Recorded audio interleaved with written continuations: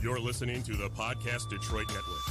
Visit www.podcastdetroit.com for more information.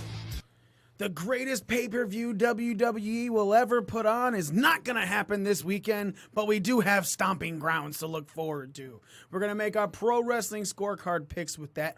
Rohit Raju from Impact Wrestling is going to call in, plus huge announcement shortly after the show starts.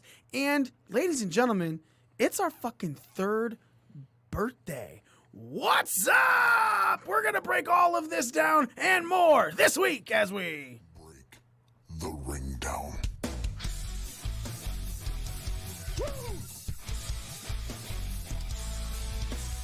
You don't know what hard times are, Daddy. The cream rise to the top. Oh, yeah. Austin 316 says I just whipped your ass. You just made the list.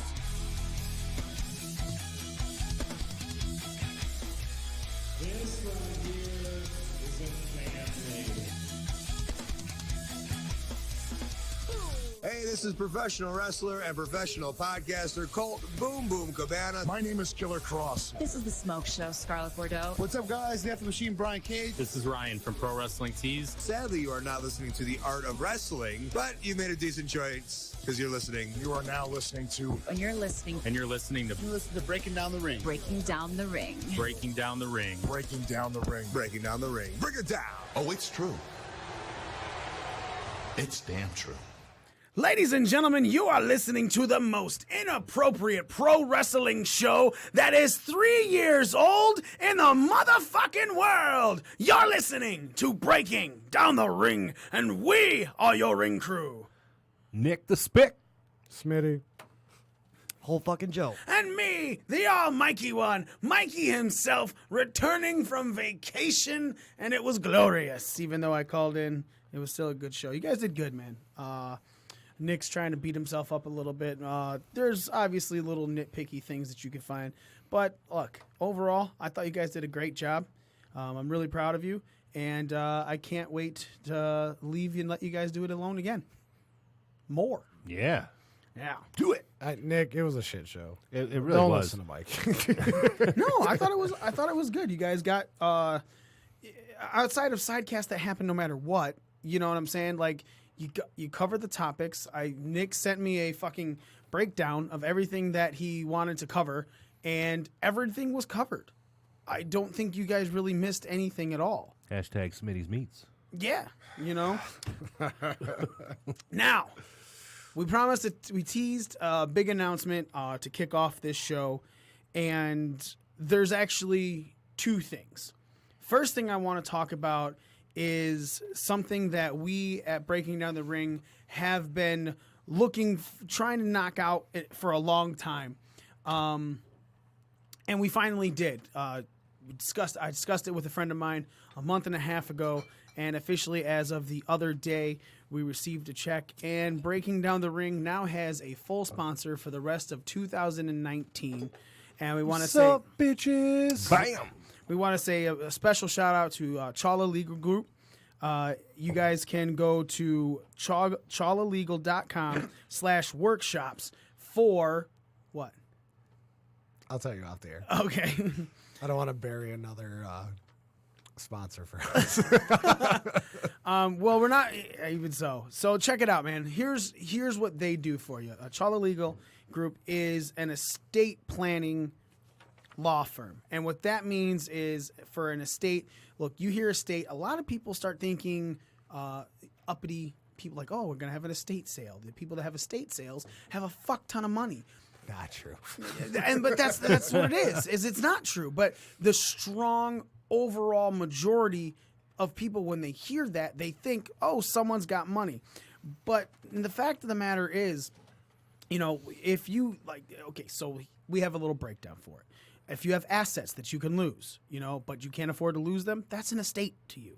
You know, you have a family member requiring special care, long-term care, in-home care, you know, nursing facility. That's part of your estate. A family member with special needs, it's part of your estate. A blended family, a former spouse or you got remarried. That's an estate that you're looking to have covered. You're single, but you want to protect your family. An estate. Dude, it doesn't matter. You could have a net worth of $4,000 up to $40 million, and you still have an estate, you know? So if you're in the Metro Detroit area, what we're trying to say is you need to protect this stuff. And you can check out everything that you need to check out for this for free if you go to chawlalegal.com/workshops. That's CHAWLALEGAL.com/workshops. Or you can call 586-273-7157, and you can talk to our good friend Dinesh Chawla with Chawla Legal Groups, and he will help you set up everything and protect it. It is a free estate planning workshop. He does it once a month. But here's the thing. He is not trying to do anything that is in a seriously expansive type thing. What he's trying to do is he's making it very personal. So he has 6 seats every month where he discusses the things with you. All right. So you have to be one of the 6. Again, you go to chawlalegal.com/workshops, or you give a call 586-273-7157, and you can set yourself and get a seat in that workshop, and you can protect everything that you have built your entire life or are just starting to build in your life, and you will have it protected and saved. What's the worst that can happen if you just get advice for free? Free advice is the best advice, because then you can choose where to go with that. So again, Chawla Legal Group, you have no microphone. Chawla Legal Group, chawlalegal.com/workshops, or call 586-273-7157. And thank you again for Chawla Legal Group for sponsoring us the rest of 2019. Hi, Smitty. Hi. Hey guys, I'm Z's here. What up, Z? That's their fucking tag team name, Smitzy. Smitzy. Yep.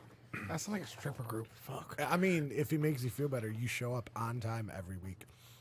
Well, I got a lot of work late because of fucking party. No one cares. Yep. No. Sidecast.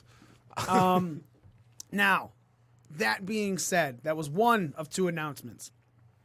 The second one is we're going to be applying for a vendor spot at StarCast 3 in Chicago for the all-out festivities weekend.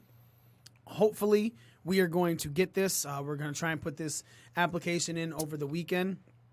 And with that, that will mean that you might be able to come see your boys breaking down the ring at StarCast 3. Shit. Labor Day weekend in Chicago. Come say hello. BDR running wild. That's what we do, baby. That's what we do. Speaking of BDR running wild, BDR Mania is up at ProWrestlingTees.com. Go to ProWrestlingTees.com/BDRcast. You can get our brand new Breaking Down the Ring shirt. That bitch is fucking pretty. You're welcome. Fucking pretty. Now, let's get into some fucking shit.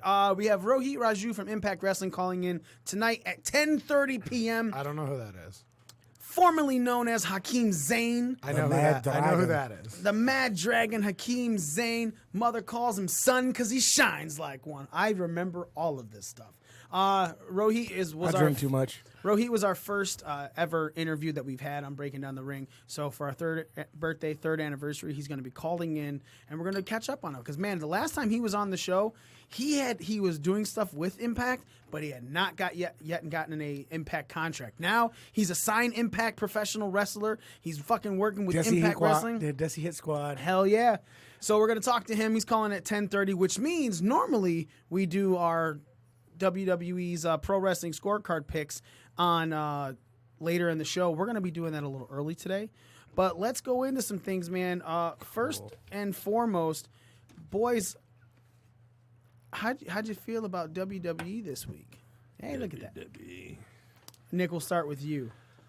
With the whole build-up for SmackDown, from Raw, SmackDown going into Stomping Grounds, how did you feel? Did WWE hit the ball? Did they miss the ball? Did they hit a grounder? The singles, double? It was a good bunt. Okay. They laid down a good bunt. Good bunt? Yeah. First? Raw was, the first half of Raw was pretty solid. I was fine with it, you know? I feel the same way. Yeah. Good action from the beginning. I didn't mind Seth beating the fuck out of people with a chair. You didn't? I didn't either. Yet. And then it kind of became like you had brought up in the chat, he felt like he was being a dick. No. So I disagree. to a point, but other than that, I got a little bit bored towards the end with SmackDown. I felt it got a little repetitive because they were doing the same fucking matches, not necessarily the same people, same type of matches and same shit from Raw. They had a 2 out of 3 fall tag match. They had, the same fucking Firefly Funhouse. Off the top of my head, they did another match that was the same exact shit they did on Raw. Well, hold on. With the Firefly Funhouse, it's whatever they play on Raw, they play on SmackDown. Oh, sure. Every week. I mean, that's just you get one a week. You can decide to either take a piss or watch it again. Yeah, I don't know. I just Smitty, you were saying what? Oh no! Before we go to that, you saying that you were were okay with Seth Rollins? I was okay with the Seth thing because for so long we made the babyface look like, oh, why did this person do this to me? No babyface actually takes action against a heel before something happens. And the only face he beat up was the B team. Yeah, on Raw's fucking EC3. EC3, he got EC3. He had EC3. Okay, so I didn't watch all of Raw, so I can't really. And that was good. Him beating the shit out of EC3, and then what they did with him. No, with the New Day. after, So what they did with the New Day? That shit was hilarious. But now, in the chat, you made the case about him doing almost like him doing too many heel things to be a face. But at the same time, he's making sure that nobody's going to work with Corbin. So it doesn't matter who he beats up. It doesn't make him a heel just because he's taking out everybody. He's making his own insurance policy. Okay, so it doesn't make him a heel, but so when Baron Corbin retaliates, how's Corbin the bad guy? Corbin was the one beat up first. Seth has said it himself. Brock made him this paranoid. So he's just going around beating people with a fucking chair, right? Now, then the heel that he's going after, he's trying to stop everything against, hits him back. Doesn't that automatically make the bad guy kind of good because he didn't attack first? Everything Baron Corbin has done has been stuff in the ring and talk. Yeah. Seth is the one coming at him with a weapon. No, didn't Baron beat him up last week with a chair? No, nobody got beat up last week. It was all talk Baron last did week. something to him. It was the end of the week. It was the end of the night when Seth came out with the chair against Sami Zayn. Yeah, and then it was continued into Raw and SmackDown this week. So last week Seth beat up Sammy and Kevin, and that was the end shot of Raw last week. Yeah. Barrett barely escaped Seth last week. Whatever. He's doing what he's got to do. He's doing what he's got to do to keep his championship. Plus, maybe some things are getting through to Vince, and they're. You can't make a babyface like idiots. Well, no, but maybe they're floating away from baby and heel, kind of like AEW in a sense where you don't really have them right now. You just have a lot of really good talent that is wrestling. So you can do the face challenging the face in that situation because they are so small. But better let the fans decide who's a face and heel. Yeah, sure. But what? And Corbin will still be a heel. Yeah. You're saying but. And then Smitty cut you. That was too many words ago. I don't remember. I drink a lot too, but Joe, you've been kind of quiet. What are you thinking about this? I don't know. I mean, yeah, the first half of Raw was all right, but I'm just so uninvested in the product right now. I just don't even care at all about it. That's where I'm at. I find it hard even for it to grab my attention without getting distracted, actually. So I'm really not even invested in these shows, to be honest with you. Sounds like a lot like someone we used to know. Actually, I saw her 2 days ago. It was mad. I actually saw that person 2 days ago at the grocery store. Oh, it's our third anniversary, too. I can't flare my nostrils like that. I actually asked her to call in. So... Oh, no, I saw her at the grocery store. So anyway, now moving on with the Shane McMahon stuff. Shane McMahon's obviously being heavily featured. Smitty's automatically sighing like it's the worst fucking thing in the world. But Shane McMahon is being featured and getting guys who the fans want to be featured more, featured. That's the only upside. Okay, what do you mean only upside? That's what you want, right? The You only- want to see the Revival do better and be treated like a better tag team and win tag team championships. You want to see Drew McIntyre look strong. You got Elias, who also the fans wanted to see with a bit of a push. He's giving these people a push. No, he's getting them television time, not Which- a push. He's not really pushing Elias. He's getting him television Elias time. just happens to be reaping the benefits of a decent spot. Okay, so he's getting so isn't television time what these people deserve? I think they deserve television time. Like they're not getting a proper push. They're just getting TV time. That's it. It isn't TV time like where you a push to an extent, and then you get the audience behind you or against you, and then you get further. Okay, outside of seeing Drew McIntyre on TV, how do you feel about Drew McIntyre's character right now? I don't mind it at all. Drew McIntyre's character is the same character he's been since he came back in NXT. He's a 6'4" No, he's not. ass kicker who's an asshole. No, he's a 6'4" ass kicker who's an asshole, but that was his NXT character. He's been on the main roster, he's been bodyguard. That's all he's been. With Ziggler, with the whole faction. Why does that matter? We know that McIntyre's more than that. Right, and they're waiting for their time to pull the trigger on that. Like, I don't see a problem with what he's doing now, because even though he's not going for a championship, I don't care about the championship. Like, what is your problem? He's with Shane McMahon. He's in a huge spot. He's facing Roman Reigns. Like, what other than him holding a championship? What more do you want? Give him some real momentum, not just being a hired fucking gun. Give him what? But he goes over on okay, so Roman went over at Mania. Now Drew goes over at Stomping Grounds, and that gives Drew all the momentum he needs. Yeah, only because of the fact, but they're not gonna mention why. But what? They're not gonna mention the Shield with Ambrose on. What does that have to do? The momentum, like story-wise momentum, like what momentum? Like his momentum was already halted when Reigns beat him at Mania.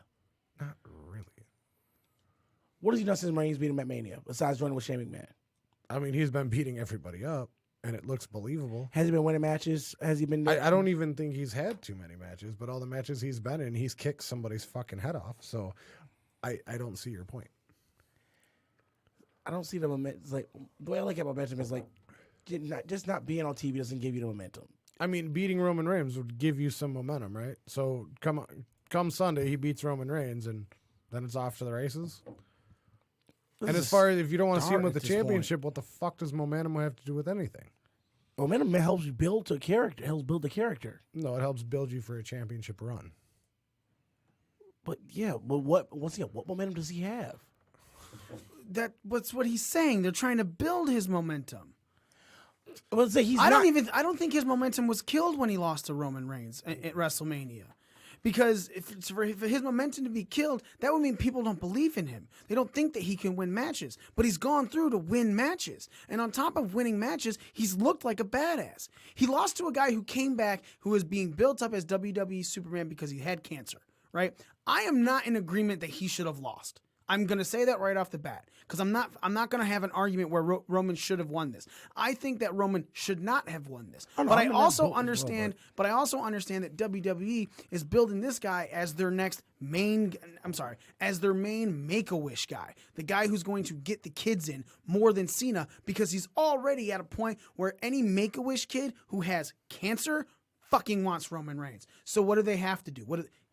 Honestly, what do they have to do? They have to make it look like I came back, I won, and now he can lose stuff. He's lost to Shane McMahon. Granted, it's Shane fucking McMahon and just about anybody. Saudi Arabia should have nobody cared about. But it doesn't fucking matter. He lost a match. But the loss to Shane McMahon also goes along with the storyline they're portraying right now, so I don't mind it. And that's the thing, is you can argue that this is killing people, but one, it's consistency. It's consistency that we have complained about in WWE. So when they're giving you consistency, you can't bitch. Because just because it's something you don't like, well, you're not supposed to like it. Shane McMahon's the bad guy. Drew McIntyre's the bad guy right now. And they're still looking strong. And they're still on TV. They're still getting a push. They're still getting reactions. They're on both fucking shows. Dude. They're getting a whole bunch of TV time. Yeah, Seth Rollins, this was the first time he was on SmackDown Live in fucking how long? Almost 6 years almost. Yeah. You notice the more shit they try and do to make the ratings go up, the lower the ratings things get. And I'm not going to argue that. We'll go into that because we have obviously a conversation about Raw's ratings. But so, Smitty, you're saying that these guys aren't getting pushes. You're saying that you want them in better spots. Name a better spot Drew McIntyre could be in right now. Say right now, he can still be like I can see him like actually in an actual feud with Braun Strowman, probably with Braun Strowman, and who wants to get hit, but that's another guy whose momentum has already been killed. Hold on, so you want to see him in a feud with Braun Strowman, and you think that is a bigger spot than the spot he's holding now? Once if you give him a series of matches, if you give him a series of matches that actually gives them both momentum. But then you're gonna bitch because he wrestles the same guy 800 times. How does that build momentum? Well, I don't bitch about guys wrestling the same guy over and over. I really don't. Who's the last person I bitched about wrestling? So you want him in a match with? I want to see him in a series of matches with Braun Strowman. Like best out of 7 with Cesaro. That's what Smitty wants to see. I'm just saying in general, just a set of series of matches where he's building momentum, just like we saw in even in the New Gen era. Didn't he just beat The Miz? Okay, he beat The Miz after The Miz. Who did The Miz beat first? But you want him to go on a winning streak, but then you're mad about the people he's beating. Like I just don't understand. It doesn't make McIntyre look better. It makes Shane look better as a heel. How does that make Shane look better if Drew McIntyre wins a match? And then kicked his head off. Okay, so you talked about SmackDown last week when he beat The Miz. Okay, The Miz went against Elias, right? Think of it this way real quick. I'm going to put it in a completely different perspective. Wait, hold on. I want him to get his point out before we keep cutting him off. Because you guys talk about story consistency in story. Like literally, this whole hired gun thing. I don't think it does anything for McIntyre or the Revival. Well, the Revival, yeah, because they didn't want to do a shit with the Revival beforehand. McIntyre had momentum going into WrestleMania. He beat both Rollins and Ambrose clean. It's like when you put him against Roman, I get your whole point, like Make-A-Wish, cancer, blah blah blah. Fuck it, I'm insensitive. Fuck it. Make-A-Wish, cancer, blah blah blah. Roman's needs to go over. That's WWE's mindset. He's got to be Superman because he's got cancer and cancer. Like WWE can beat cancer. He had cancer. He doesn't have it. He had it. Well, it's in remission. It's in remission, which means you still have it. Man on remission. Right. But now, if you look at Shane McMahon as a manager instead of all these people, but he's not a manager. He's having as a performer. Smitty, let him talk. Caught that one. Yeah, I softly threw it. That's why. But if you look at Shane like a manager, don't look at him like Shane McMahon. Just think of him as because in the early days when Bobby Heenan was a manager, Bobby Heenan used to do like a one-off match too, like Shane does every once in a while. So now if you look at Shane McMahon like Bobby Heenan, and now you have your Drew McIntyre, and now you have the Revival in your faction, and you got this little stable going on, what exactly is wrong with the momentum they're building as a heel faction? As opposed to how Drew McIntyre is being betrayed on his own. Who cares? If the faction is heel, he'll be a heel. But they're not really building it as a faction. Yep. How are they not? Everything is done is to make Shane look good. He really doesn't see what's going on. So let me get this. A faction is a group, right? So what would you call McIntyre, Elias, the Revival, and Shane McMahon? What would you call with the that? Main Street Posse. The Main Street Posse were a stable that were protecting McMahon. I'm done with this conversation. Let's move on. It's the Main Street Posse 2.0. He just compared all those guys to like Pete Gas and Joey Apps. Joey Apps. You're saying this, so that you're honestly feeling this is the Mean Street Posse 2.0. You're not thinking that's wrong in any way, shape, or form. That's how you're looking at Drew McIntyre, Elias, and the Revival right now. No, not as talent, but in their position. In their position. So you're saying the only thing they're doing is to do stuff to help Shane. Yes. Okay, the guy who makes the matches and putting everyone forward and still giving them match time and them looking strong over it, because it's not like Shane's even getting that involved in these matches. He's on the outside, but he's not that involved in the matches where he's causing a whole bunch of shit. Like it's like I'm seeing the Main Street Posse all over again. Just like this whole Brock thing, which I said what the money was going to happen with the Money in the Bank. What do you mean? What was going to happen? I'm not even going to go into your sidecast right now. So, no. Stop. Okay, sorry. I was about to If you want to be a child, you can go outside. Oh, I'll just snatch the bell. Maybe if we get him drunk. Which I probably need to be at this point. Then pour the shots. We got to do one anyway. So you're wanting these guys to have more TV time, win matches, be featured on pay-per-views and television consistently. Hold on. Let me finish. They're getting that, and you're upset because you don't like the way that they're being portrayed. That's more so a better way to put it. Okay. So really, it's just you're hating the heel style that they have them doing it. I don't get it. Well, because they're winning and they're looking good and they're looking strong in these matches, and it's guys you've wanted to see look better all of the time. Go ahead. Who would you consider to be the top heel in WWE right now? I mean, I can think of 3. Lesnar, probably. I would go with McIntyre and Cammy. I would say Lesnar's probably the best. Lesnar and Heyman are your biggest heel in WWE right now. I call bullshit on When that they're one. when they're there, who's your top consistent heel? The last time someone booed Lesnar was when he won the fucking Money in the Bank. And then he started with the boombox, and people were fucking loving Lesnar again. So I can't even say Lesnar's a heel. I'm saying Lesnar's an attraction. That's way different. And to be honest, the only thing people bitched about was not seeing Brock Lesnar. So when he started showing up every week, people loved it. Now he's going to complain that he hasn't been there the last 2 weeks. Yeah.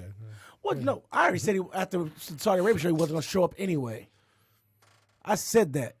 Yeah, but Heyman's there, and it's still putting. It's the same thing with any Money in the Bank. The difference is the guy is not a regular featured performer, and he's not holding a title hostage. It's the fucking perfect Money in the Bank situation. Yep. It's fucking amazing. There's nothing wrong with what they're doing. And as long as you show him and or Heyman, you always believe that this could be the night. Mm-hmm.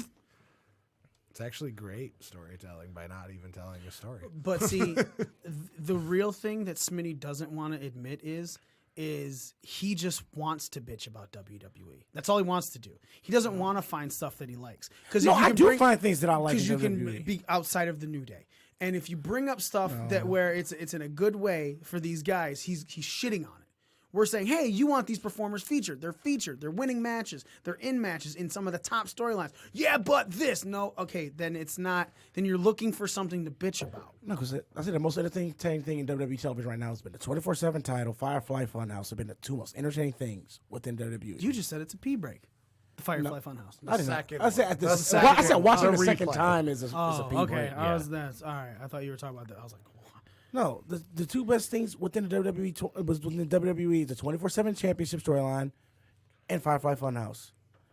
I don't know. I kind of like the little thing they're doing with Shane. Is it? I don't even think the 24/7. I think the 24/7 title is the most entertaining thing. Yes. I do not think it's the best thing about Raw or SmackDown. I don't think it's the best think thing the Shane thing's really refreshing to finally get a faction or stable from the last time I stopped watching. That's more than 3 fucking guys. Mm-hmm. It's fucking 3 guys everywhere you go. I mean, it's nice to see that kind of power and having guys like you said, the Revival, Shane Heenan McMahon, family. and then fucking Elias, who doesn't jive really with any of these guys, but he does, and it works.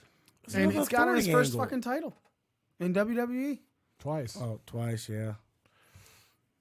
So, do you guys think tomorrow that R-Truth is going to interrupt Drake Maverick's wedding to get his title back? Do you like? Is that why? Okay, they're well, we'll go into that in a minute. So, yeah, as far as I'm concerned, Smitty, you want to bitch. No, I just don't like the way they're doing it. I just don't. I fail to find like. They're on. Like, I'm done. They're on TV. You wanted them on TV. They're on TV. You're just not happy. That's finding a thing to bitch about. If you want to nitpick and shit, that's fine. Go ahead. But you're not going to get me to ever say that WWE is not trying. I'm not saying they're doing well, because outside of that main thing with anything involved in Shane McMahon and those 4 guys and who they're facing, the most that they have going for them is like you said, the 24/7 title, the Firefly Funhouse, and Kofi. But everything else, and they made Kofi they made the Kofi New Day like just complete jackasses on Monday. And I didn't like that either. How? So I get the whole comedy bit with the whole EC3 using them at the it's what they've always done. It's literally nothing different than what the New Day have ever done. But no, it seemed like they just putting a New Day on Raw just to put the WWE title on Raw. Okay, yeah, agreed. That's what they're doing because it's the main guy who's the most over in the company. If you're looking at your biggest draw, your biggest seller, the thing that people want the most, it's Kofi. It is. So then you can't. They're not doing it just for the WWE title. It just so happens they're doing it for Raw. The biggest thing in WWE is Kofi Kingston. Yeah. So that's why he's on both shows, not because he's WWE champion.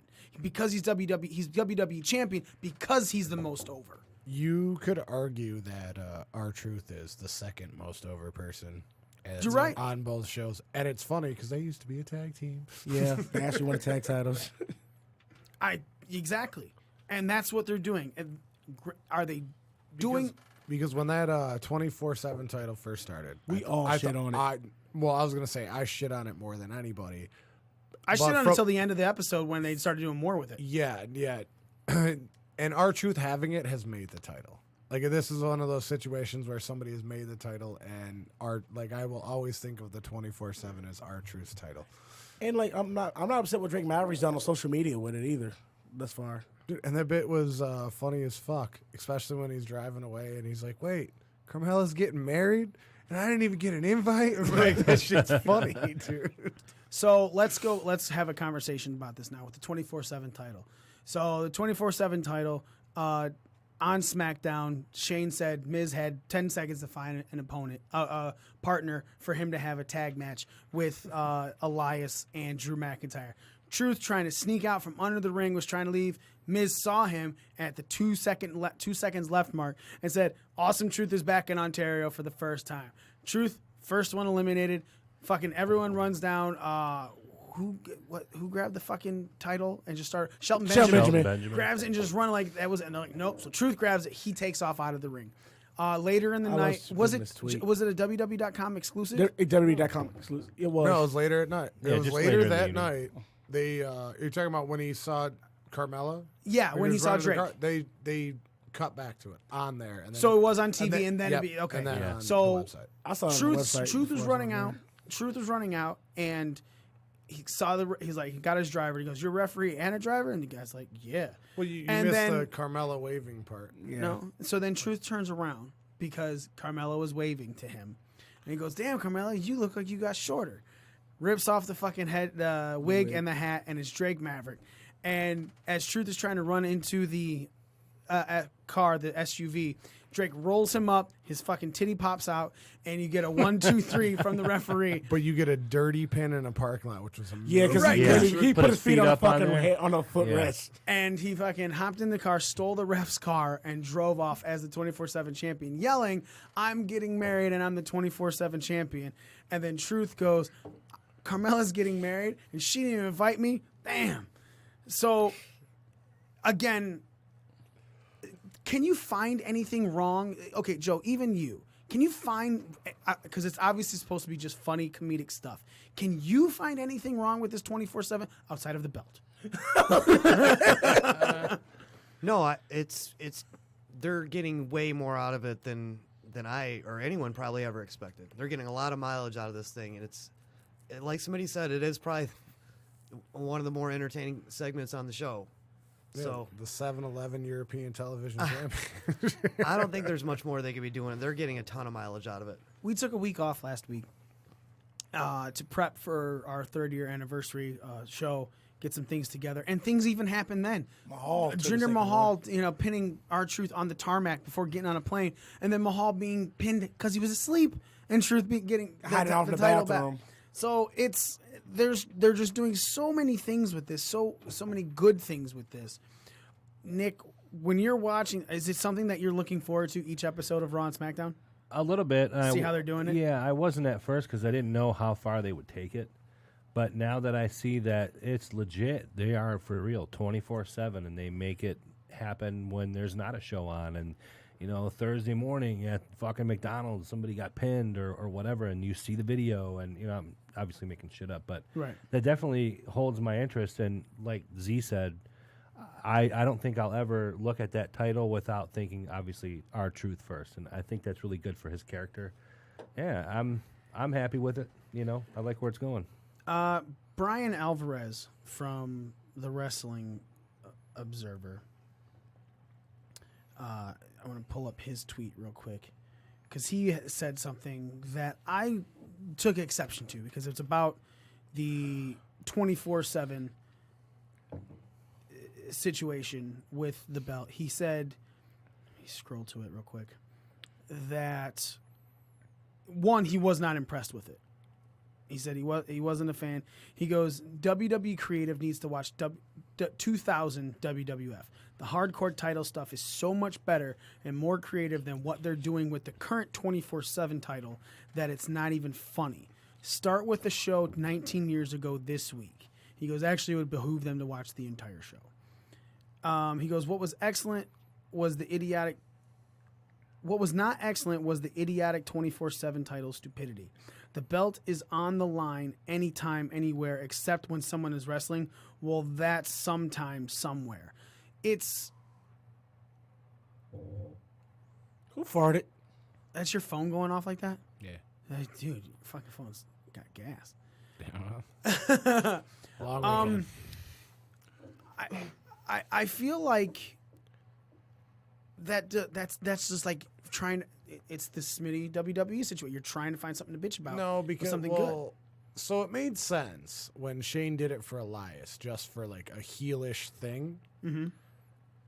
When they did say during that tag match that R-Truth's title wouldn't be on the line, I was like, well, that's kind of fucked up because when you're doing it with a special case just for Elias, it buys into the whole heel thing they're trying to do. When you do it for everybody, it is kind of dumb because the title is supposed to be on the line 24 hours a day, 7 days a week. In that case, that means that title will get you protected from pinfalls to a certain degree. It's like if you're 24 champion, if it's on the line during a match, I feel like WWE will protect whoever's got that title from taking a pinfall at points to keep that title on them at the time being. He's saying that the person can't get pinned if they have the 24/7 championship, even if it's occluded with the... But that's the beauty of it. They would lose it. And then you just have them pin them somewhere else down the line. Yeah, but I think... But that makes it a hot potato... Well, I get it's supposed to be a hot potato title. I mean, I wouldn't bitch about it. I'm just saying I did catch that when they said it for R-Truth this week. It should just be on the line all the time. And if he's in a match, the only people that can pin him are in the match, period. See, I don't agree with that because then it becomes a clusterfuck during the match. It makes that match a clusterfuck because that match isn't what it's just supposed to be. And that's a match. I'm all right with if at the same time that title was immediately on the line. The second he was pinned, everyone showed up to fight for that title. Right. So it's not like they couldn't have another referee get a slide in, get a quick pinfall. Referee's and take already off. in there. But also his comparison to the hardcore title to this, that's kind of what I was expecting when they first unveiled this title and everything. I thought it was going to be like the hardcore title, which the hardcore title you actually had sanctioned matches, but they could go anywhere. Right. With this, it's defended everywhere. Like they're different because these aren't hardcore matches. These are just regular like, oop, I pinned you and now I'm running. Yeah. So they're two completely different titles. It's a PG version so of to it. compare them at this point is just kind of dumb. Because this isn't the hardcore title. I and agree. We're not doing hardcore and I agree that it's wrestling, not the so PG version of the hardcore title because it's just like you said, it is something completely different. It's more of almost like a social media title because now it's going to stream on YouTube and Instagram and try and draw those fans in. Zack Ryder, hop up on that then because I think he'd be the perfect next person to win it then if that's the case. I believe that they took what I feel made the hardcore, like think about it. When that hardcore title became 24/7, when Crash Holly held it in 2000, when that hardcore title became 24/7 and people were defending it even in fucking like DZ's Discovery Zone type things, and in the ball pits and stuff like that, a lot of people back then were like, this is getting too fucking hokey for this title. Now that it's like hilarious, people are like, wow, it's just the hardcore title again. No, it's the fun part of the hardcore title that they took away to make that hardcore title not hokey anymore. With a shitty debut, let's be very honest, it was a shitty debut. Mick cut a good promo, but when the audience was completely expecting one thing, they completely shit on it when they got the other thing. That title belt did not help anything because it was butt fuck ugly. Is butt fuck ugly. You're just kind of getting used to it. Yep. So the situation then falls in that this is not the hardcore title. It is an element of the last iteration for the hardcore title that they took out of it, and now they're just making it a fun belt, a fun, entertaining segment to try and take it back to something that just about everyone bitched about when it was happening is kind of bullshit because it's its own thing now, at least in my opinion, and I guess in your opinion as well, Z, but Smitty, you're just still seeing it as the PG hardcore title. It's not exactly hardcore, but I'm thinking about Crash Holly's run with it in 2000 still. And that's what I'm saying PG hardcore title was that was Crash's hardcore title run in 2000. I'm going to defend his belt 24/7, blah, blah, blah. The hardcore title is basically him, dude.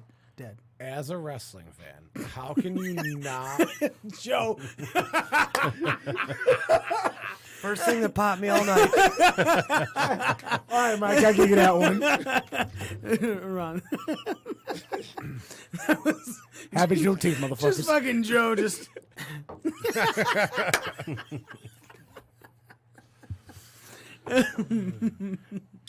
Yeah, thanks. Oh, damn. There you go. but as a wrestling fan, how can you not like the title? Like, it's entertaining. Oh, no, I'm not saying I don't you like even it. get like deep said I into don't like psychology where Drake Maverick is like a squirmish heel, and he uses a dirty pin on a Jeep fucking Cherokee Which part to win the title. You missed the part that is my favorite part of WWE television right now. Is the 24/7 title. I don't know. You were just bitching about shit you used to love too. So No, so what you was about why I compare the 24/7 title to the old hardcore title is I literally compare it only because I need a pad. The best thing about something. Yeah, I can't do that. I scribble too much. I'll take that. You guys can take next. Yeah, so Continue to talk. But I was in it keeps reminding me of that because I think whenever I think the hardcore title, I think that 2000 Crash Holly run. The one where he carried around the scale and he was a super heavyweight. No, I'm talking about when he actually had the hardcore title when he stopped carrying the scale. So that's what I'm like. That's why I keep thinking of it as the PG hardcore title because I look at that and I see what Truth has done with it, and I see remember what Crash did, and it's a good comparison for those runs there. Mm-hmm. And that's why I keep looking at it as the PG hardcore title until I see something different, which I don't think I'm going to see because of this era of wrestling. That's the way I'm keeping looking at it. But okay, the only way you're going to see something different is if it becomes more hardcore.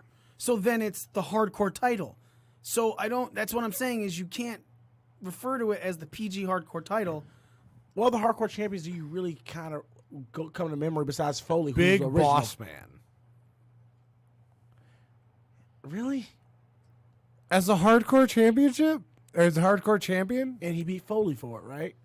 Yeah, and he was like the longest actual reigning Yeah. hardcore champion. Then it became a hot potato title. Why wouldn't it? Fucking Hardcore Holly had a run with that. It was his fucking... Crash? I would say Crash had a more notable run than. I'm not going to argue that, but I'm Hardcore talking. Holly. But that's also Didn't Road Dogg have it? Yeah, Yeah, Road Dogg had a decent run with it too. Road Dogg had like 5 runs with it. Road Dogg's one of Road Dogg's good runs was when he was taking on Al Snow for it. And Al Snow Yeah, I won. just watched that the other day. Yeah, It was is that so when good. he pile drived him through the pallet? I was Yes. like, Yep. that was a Yep. good match. And yes, defended it all across the arena because it was hardcore. It just wasn't 24/7 at the time. But that's what I'm saying. We're not going to keep going into No, this. it's like the 24/7. Like it reminds me of the Crash Holly run. That's it. So now I have to ask you a question, Nick. Heavy Machinery is getting some major TV time, and they're going to be fighting for the SmackDown Tag Team Championships at Stomping Grounds. How are you feeling about this? I think it'll be a good match. I think finally give Brian and Rowan a little bit of competition, a little more. I mean, it's a good. They like match up well. I don't think Heavy Machinery is going to go over just yet. I could see, making reference to our scorecard, I could see them winning the match maybe by disqualification, but I don't think they're going to win the title. Good old just DQ. Yet. Taking But a page out of Mikey's they're book. entertaining too. I like watching them, in the ring, and I'm excited to see that match. I like Heavy Machinery, Yeah. actually. Now, that's going to segue us into our Pro Wrestling Scorecard Stomping Grounds picks, ladies and gentlemen, because in about a half hour, Impact Wrestling's Rohit Raju will be calling in. We'll have a conversation with him. If we don't get all the way through our scorecard, we will continue our scorecard after he calls in. He's going to talk to us for about 15, 20 minutes, have a nice little conversation. And then we'll go back into our Pro Wrestling Scorecards post that. If not, man, we'll probably just wrap the show up after the interview and have a good 30-year anniversary. But I do want to get a shot in for this right now. So if someone could pour the shots for us before we start this, we will definitely get going and have... the town drunk does it. Well, the town drunk isn't drunk, and he needs to be. I would like to point out that you should not want to be a town drunk at all, because that was back in the day when... lynching. Happy June! It's Juneteenth, you son of a bitch! I learned how to tie one in school last week, so I'll show you sometime, okay? One of my favorite bands is Slipknot. Is y'all doing this on Juneteenth, really? We do this every fucking day, we're not segregating it just because it's a fucking special day for you. With that being said, I want to segue into the Smitty's summer clearout sale for Smitty's Meats. Father's Day just passed, and get your daddy meat. Ain't no meat like Smitty's Meats. 65% off. That's a $2,722 savings. Enter the code Lynch at checkout for 20 extra percent off. Don't leave your daddy hanging. Happy Juneteenth, people. Breaking news. But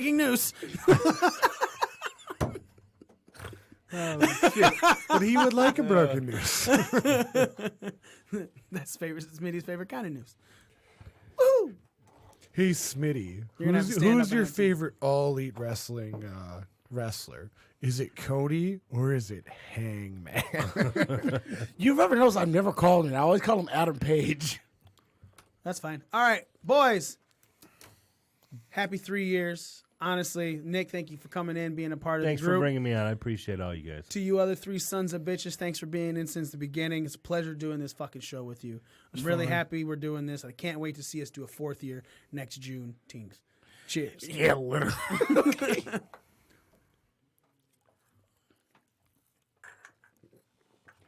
That was What's the IPA one? delicious. I know which one it was. I saw the bottle. You poured the bottle. How did you not know? Because I looked at the back of the bottle the whole time. Oh, I wanted to be surprised. you want what? I wanted to be surprised at what I was drinking. I just knew it was some type of Jameson Cask makes. That's it. Oh, Interesting. you're interesting. Thank you. Just kidding. All right. Well, fuck you too. So, bitch. ladies and gentlemen, you can go to ProWrestlingScorecards.com. That's ProWrestlingScorecards.com. PROWRESTLINGSCORECARDS.com. Damn. Get You your people retarded, can't own read. motherfucking scorecard so you can keep up with every WWE pay-per-view. Look, Stomping Grounds is not going to be a fucking be-all, end-all show of the year. It's not going to be no double or nothing. It sure as shit ain't going to be no all-out. Matter of fact, they're just going to try and kick some ass, and Drew McIntyre is going to take your name. Literally what he fucking said. No, That's what he said. He goes, I'm Roman. I'm gonna kick your ass and take your name. And I'm like, what? So you're gonna be Drewman McIntyre? Drewman Reigns-entire? It's gonna be the Roman McIntyre. Vince's head would explode. it's gonna be the best show since With jizz. Great Balls of Fire Oh, maybe better. Is it gonna be better than Taboo Tuesday? or Cyber Sunday. The funny thing is, we shit on Great Balls of Fire, but it was a decent pay-per-view. Who cares? Really, what was the card? It was his favorite. I just fucking hit the camera. I apologize, everybody. I think like, we talked. I remember just the show after. Like we were like, oh, we shit on this, but it was actually decent. So a few matches to go along with. Obviously, Nick, you are still our current fucking champion. You going last again, sucker? Fuck yeah. Fuck yeah, he is. Which means the first match Z is gonna kick off, and then we're gonna have Joe, then we're gonna have Smitty, and then me, and then back and around Z, Smitty, Joe, me. Blah blah blah blah blah blah blah. It's the other dude in Heavy Z, Joe, Machinery's Smitty, name. me. What? What is the other dude in Heavy Machinery's name? Just Tucker Knight and Otis. Tucker. Yeah, Tucker, that one. They removed their last names, even though Otis was the big dozer. Yeah. Like that's so. Yeah, he was Dozovich. So Otis Dozovich, and there was a Tucker Knight. It's so stupid. Yeah, when they got rid of their last names, I was like, but it's Dozier, and that Dude, and Dozier is That's where fucking Her Machine yeah. came from. Yeah. Not to psych, but they changed that Bugenhagen dude's name in NXT too. Like that guy, Yeah. like All the the name crowd used to changes. chant his name. And, Bugenhagen, yeah. like that guy was over. And part of what made He him never been over, a jobber. but part of what made him over was the crowd chanting his name, and they changed. Bugenhagen. Yeah, dude, Yeah. and they changed the motherfucker's name. Like why? You know whose name they should have changed, and they fucking didn't. EC3. That motherfucker should have got a name change. As long as it wasn't Tyler Bateman again. Well, they got some random ass questions on here this time. I would like to point out that the one for Sorry for the sidecast, boys. It's fine. The I'm one done. for New Day and Kevin Owens, the extra on there, that's my call. And the minute, so like is the minutes during the match until the caterpillar is Yeah. done, and then Francesca is how many times he goes doom. Just Doom. Nope, just Doom. Right. Yeah, So it'd be each 3. Doom, yeah, each Doom is considered. Any note out of Francesca. Yeah, Oh, is wow. considered. Yeah. Okay. See, thank you. Because fucking Daniel sends me I do this fucking music. thing to fucking do, right? He goes to do the proof. So now you got to do Daniel's work for No, him. I'm just So now he proofreading. can't beat us, and you have to do it for That's why he can't beat us. I have So the in other inside words, edge. what is Hold it? on. Okay. So he texts me. He sends me the photo and I look over it and I realize that aerial moves was used as an extra 4 times. Right? It was in the New Day and versus Kevin Owens and Sami Zayn match. It was in the Cruiserweight match, the Samoa Joe Ricochet match, and Kofi and Dolph and match. clearly the Alexa Bliss match, because that has a random ass question too. No, that's actually for what storyline is going off of. So I went to and I was like, aerial moves for New Day and Kofi and Sammy. He goes, they all do stuff like aerial stuff. Like he's, Sammy with the fucking, not Sammy, Kevin with the frog splash, stuff they do. And I'm like, He also does a fucking. I go, yeah, but I was like, that's more like the 4th time. I was like, what? He was like, what would you prefer? And I was like, what about fucking trumpet sounds? That's the first thing I said. And I know it's a trombone, but I said trumpet. And he goes, no way. I said, dude, that's fucking pretty. How often does he use that when he's in the match? I was like, quite often, actually, because they'll be outside doing stuff and he'll pick up his fucking trombone and fucking blast it in their face. Stomps. Yeah. So it's happened. And he was like, all right, I'll throw it in for you. I was like, hell yeah, 3rd anniversary. You could even use like if Big E suplexes, because Big E uses a shit ton of bellies and shit. That's way too much to pay attention to. So I was hoping for something different, something we haven't seen on something, and that was my first call, and so he threw it on there. The coffee thing, is that what you're referring to for Alexa Bliss? Well, yeah, there's coffee has been spilled before. Like she fell in the coffee that one time, remember? Spilled in the coffee. Yeah, she scooted into it on purpose. She's like, oh, I fell. Oh, it's over there. That would have been like if there's a coffee appearance. Scoot. She's only put in the coffee once throughout this whole story, though. But it's all about her shirt's all about coffee. She even has a fucking coffee shirt right now. Coffee So shirt. let's move forward. Roman Reigns versus Drew McIntyre. Singles match, 3 extras, fall type. How many spears will there be, plus or minus 1? And will there be outside interference? Z, you're kicking us off. Drew McIntyre by pinfall, 1 spear, yes to outside interference. All right. Joe. I got Drew McIntyre going over by pinfall. Smitty, do you need something to write with? Yes, please. So do I. Two spears and yes to the outside. There's no pens in here. You're going to have to fucking write with unless someone goes on the outside, one of the other studios and finds a pen. I'll find one. Smitty, give me your picks for it first. I still got Roman winning. 1 spear. Outside interference. How is he winning? Pinfall. Okay. I have Drew McIntyre going over by pinfall, 1 spear as well, and yes to outside interference. Nick. Drew McIntyre pin 2 spears. And yes, downside interference. Hell yeah, baby.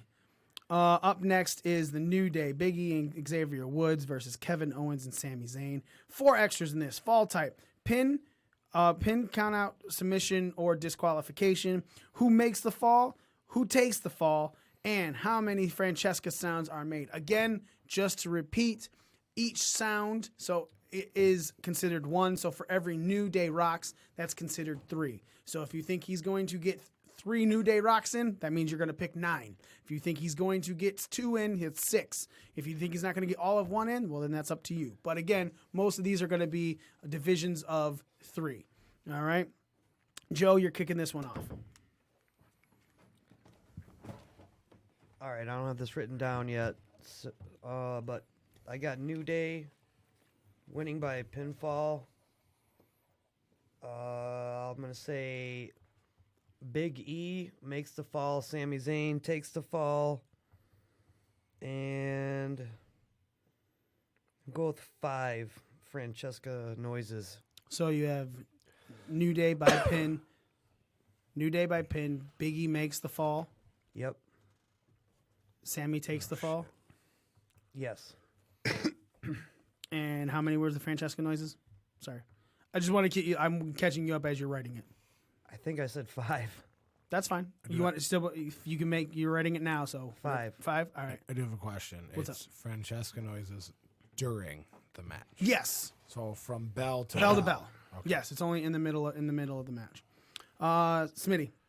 I also have the New Day winning pin by pin. Big E pin Sami Zayn. I have 6.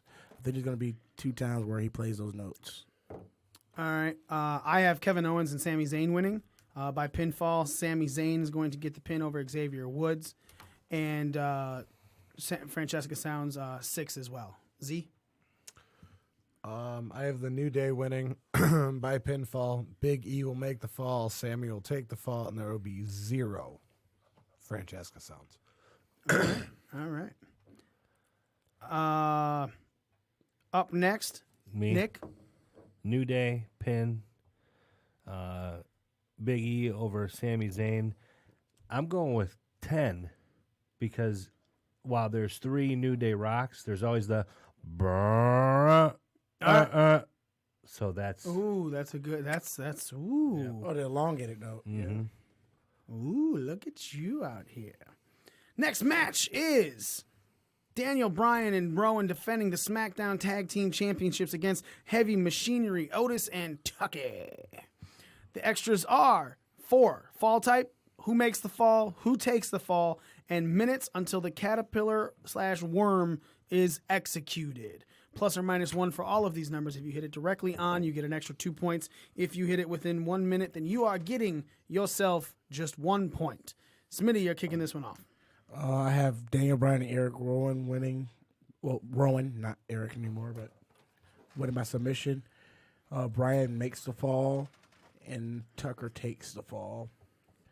And I'm going to say 8 minutes until the caterpillar worm. All right. I also have Daniel Bryan and Rowan going over by pinfall, though. Daniel Bryan making the fall, Tucky taking the fall, and 9 minutes until the caterpillar shows its face. Z. I have D-Bry and Rowan winning by pinfall. Bryan making the fall, Tucker taking the fall, 3 minutes until the caterpillar makes its appearance. All right, Joe? I got Daniel Bryan and Rowan pinfall. Daniel Bryan pinning Tucker in 7 minutes till the worm. All right. Nick. I've got Heavy Machinery by disqualification. It's a Mikey pick. No, that's later. Saw that one coming. Rowan's gonna do something. So he'll be the one taking the fall. The person who gets DQ'd Would is take the one fall. would take the fall. Yep. So that would be Rowan. Okay. Who would I put for making the fall then? I had. You can just write anyone. I put Tucker. Yeah. Yeah. And then 8 minutes to the worm. All right. Next match is a triple threat match for the Cruiserweight Championship. Tony Nese defending against Akira Tozawa and Drew Gulak. 3 extras in this one. Fall type, who takes the fall, and how many aerial moves will there be, plus or minus 1. I'm kicking this one off. I actually have Drew Gulak going over, winning the Cruiserweight Championship by submission against Tozawa, who's going to take the submission, and 8 will be the number of aerial moves. Z. I have Tony Nese by pinfall. Tozawa will take the fall with 9 aerial moves. All right. Joe. I got Tony Nese winning by pinfall. Akira Tozawa will take the fall with 7 aerial moves. All right. Smitty. I also have Tony Nese winning by pinfall. He pins Akira Tozawa. I said 9 aerial moves. All right. Nick. I've got Nice, pin, Tozawa, and 9 aerial moves. You got a niece? I do. I have one. I got a niece. He's not fucking special. Did you drink because of a niece? He likes nieces. Smitty did. I just drank because I like to drink. Well, yeah, Smitty threw the cheers up and everything. Well, everybody's glass are up. That's why I did it. Not mine. So not everybody. Everybody's almost done my eye shot at that point because I'm multitasking. You take a lot of eye shots. Yeah, I don't bet you do. I was thinking the same thing. Hey, man, I ate a lot of pussy, man. Sometimes it squirts. Yeah, that's not it. It's mostly just pee. You Right. know that, right? He's only watched it on porno, so don't worry about it. Right. You've never actually made a woman squirt. Next match. Would you like to see the video? Enter the code SQUIRT for an extra 20 This tutorial I watched on He's YouTube got to one have sex time. with a woman for her to make a woman squirt. Dudes squirt all the time all over his face, though. Up next, the United States Championship Fucking match. Marcus mouth. Samoa Joe, and your defender isn't even here. He should be. We asked him to come in, but I thought it was calling in or something. yeah, did not do that. 3 Samoa years Joe in the defending. making, and Smitty still sucks dick. Samoa Joe defending against Ricochet. 3 extras. Fall type, match time, plus or minus 1 minute, and how many aerial moves will there be? Z, you're kicking this one off. I got Joe by submission, 17-minute match time with 7 aerial moves. All right, Joe. I got the high-flying Irishman, Rick O'Shea, taking the title off Joe. I will love that, but I don't think that's By pinfall, match time 14 minutes, 11 aerial moves. All right, Smitty. I have Joe winning by submission. 14 minutes, 8 aerial moves. All right. I have Samoa Joe also winning by submission. 13 minutes and 7 aerial moves. Nicka. Joe. Whoa. Well, shit just got serious. All right. It's Juneteenth, Pinky. I need you to calm down. Samoa Joe submission, 13 minutes and Niner. Did I hear a niner? Are in you there? calling from a walkie-talkie? From a walkie-talkie? D. All right. Next motherfucking match is the SmackDown Women's Championship match. Bayley defending against Alexa Bliss with Nikki Cross. 4 extras. Fall type. How many near falls will there be? Will there be any outside interference? And will any coffee be spilled? Yes or no? Joe, you're kicking this one off. Shit, this is one of 2 matches that I don't have anything written down for. Well, you write it down as you're going, brother. Well, the fall type will be pin. Ooh, that's not what I have. All right, I'm gonna go with Bayley to retain. Okay. Pinfall. 7 near falls. Yes to outside interference. No to coffee. No coffee. Smitty. I have Bayley retaining by pinfall, 4 near falls. Yes, outside interference. Actually, no. How about this? I got Bliss winning by DQ. You stole my pick. Yes, outside interference. No to coffee. How many near falls? 4. I have Bliss winning by DQ. 3 near falls. Yes, outside interference. No to coffee. I have But I thought about Z? this leads into something. I have else. Bayley winning by pinfall, 4 near falls, yes to outside interference, yes to coffee. All right. Nick. I've got the same thing, but no coffee. Say it again. Say it all out. Bayley Pinfall, 4 near falls, yes to interference, and no coffee. No coffee. Up next is the Becky Lynch defense of her Raw Women's Championship against Lacey Evans. 3 extras, fall type, match time ±1. And will Lacey Evans have an entrance promo? Smitty, you're kicking this one off. I have the man winning by pinfall. Give him 10 minutes. And yes to a entrance promo. I also have Becky Lynch winning, but by submission, 9 minutes for the match time, but no to a Lacey Evans entrance promo. Z. I have Becky winning by submission, 15-minute match time with yes to Evans promo. All right. Joe. Yeah, I got Becky, submission, 12 minutes, and yes to the promo. All right. Nick. I've got Becky winning, submission, 14 minutes, and yes to the promo. All right. Next match is Kofi Kingston defending his WWE Championship against Dolph Ziggler inside a steel fucking cage. 4 extras, pin, submission, or escape. Match time ±1. Aerial moves ±1. And will there be a move from the top of the cage? Yes or no? I'm kicking this one off. I have Kofi Kingston retaining by escaping the cage after 19 minutes in the match. 5 aerial moves will be displayed, and no, there will not be a move from the top of the cage. Z. I have Kofi winning by escaping the cage. 25-minute match time, 5 aerial moves, and yes, there will be a move from the top of the cage. All right, Joe. Smitty, we open that door. I got Yes, you. Kofi Kingston winning by pinfall. 22-minute match time. 11 aerials, and yes to the move from the top. All right, Smitty. I have Kofi winning by pinfall, 20 minutes, 6 aerial moves, yes to move from the top. Nick. Kofi winning by escape, 19 minutes, 6 aerial moves, and yes to a move from the top. Z, you about to say something? I'll get to it when we get to unscheduled appearances. Okay, so something different. All right.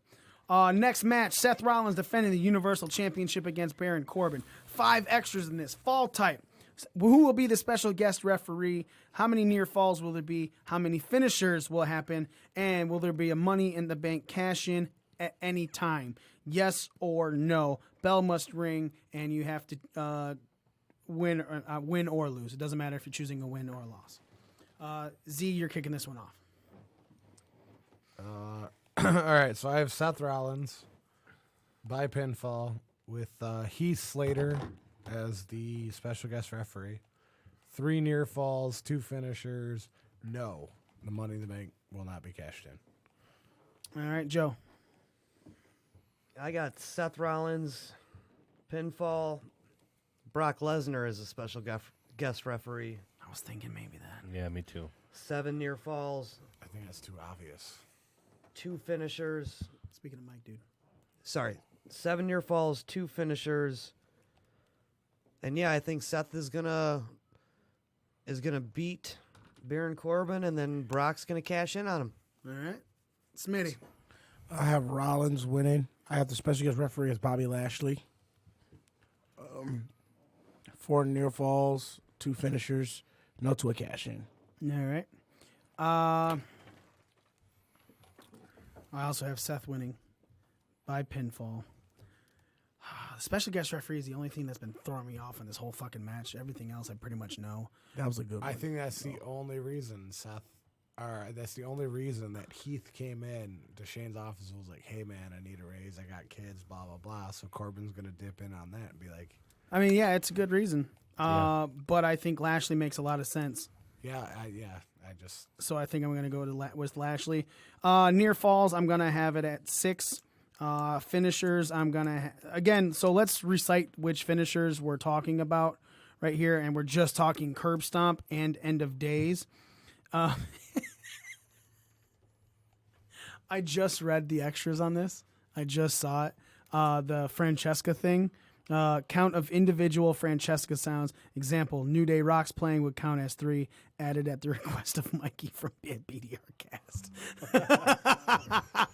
Always read the fine print. Right. I'm changing my near falls to 5. Okay. Finishers, I'm going to go with 2. And Money in the Bank cash in, no. Nick. Seth, pin. I had Brock. I crossed him out, but then I put him back. I do like that Lashley pick, but I'm going to stick with Brock. While it is obvious, I think it makes a good story. 6 near falls, 3 finishers, yes to a Money in the Bank cash in. All right. Up next are the unscheduled appearances. Joe, you're leading this one off. Z, you have a question. Yeah. Before we start. No, Shane McMahon does not count. Nope, that wasn't mine. What about Paul Heyman? He's a manager. No, Yeah. he's an advocate. No, he doesn't count. Fuck. No, wait. Yeah, he does count. Yeah, because he's not an authority figure. Manager. He's a manager or valet. No managers or valets. Listed on the card. So, like, Nikki Cross is a manager valet.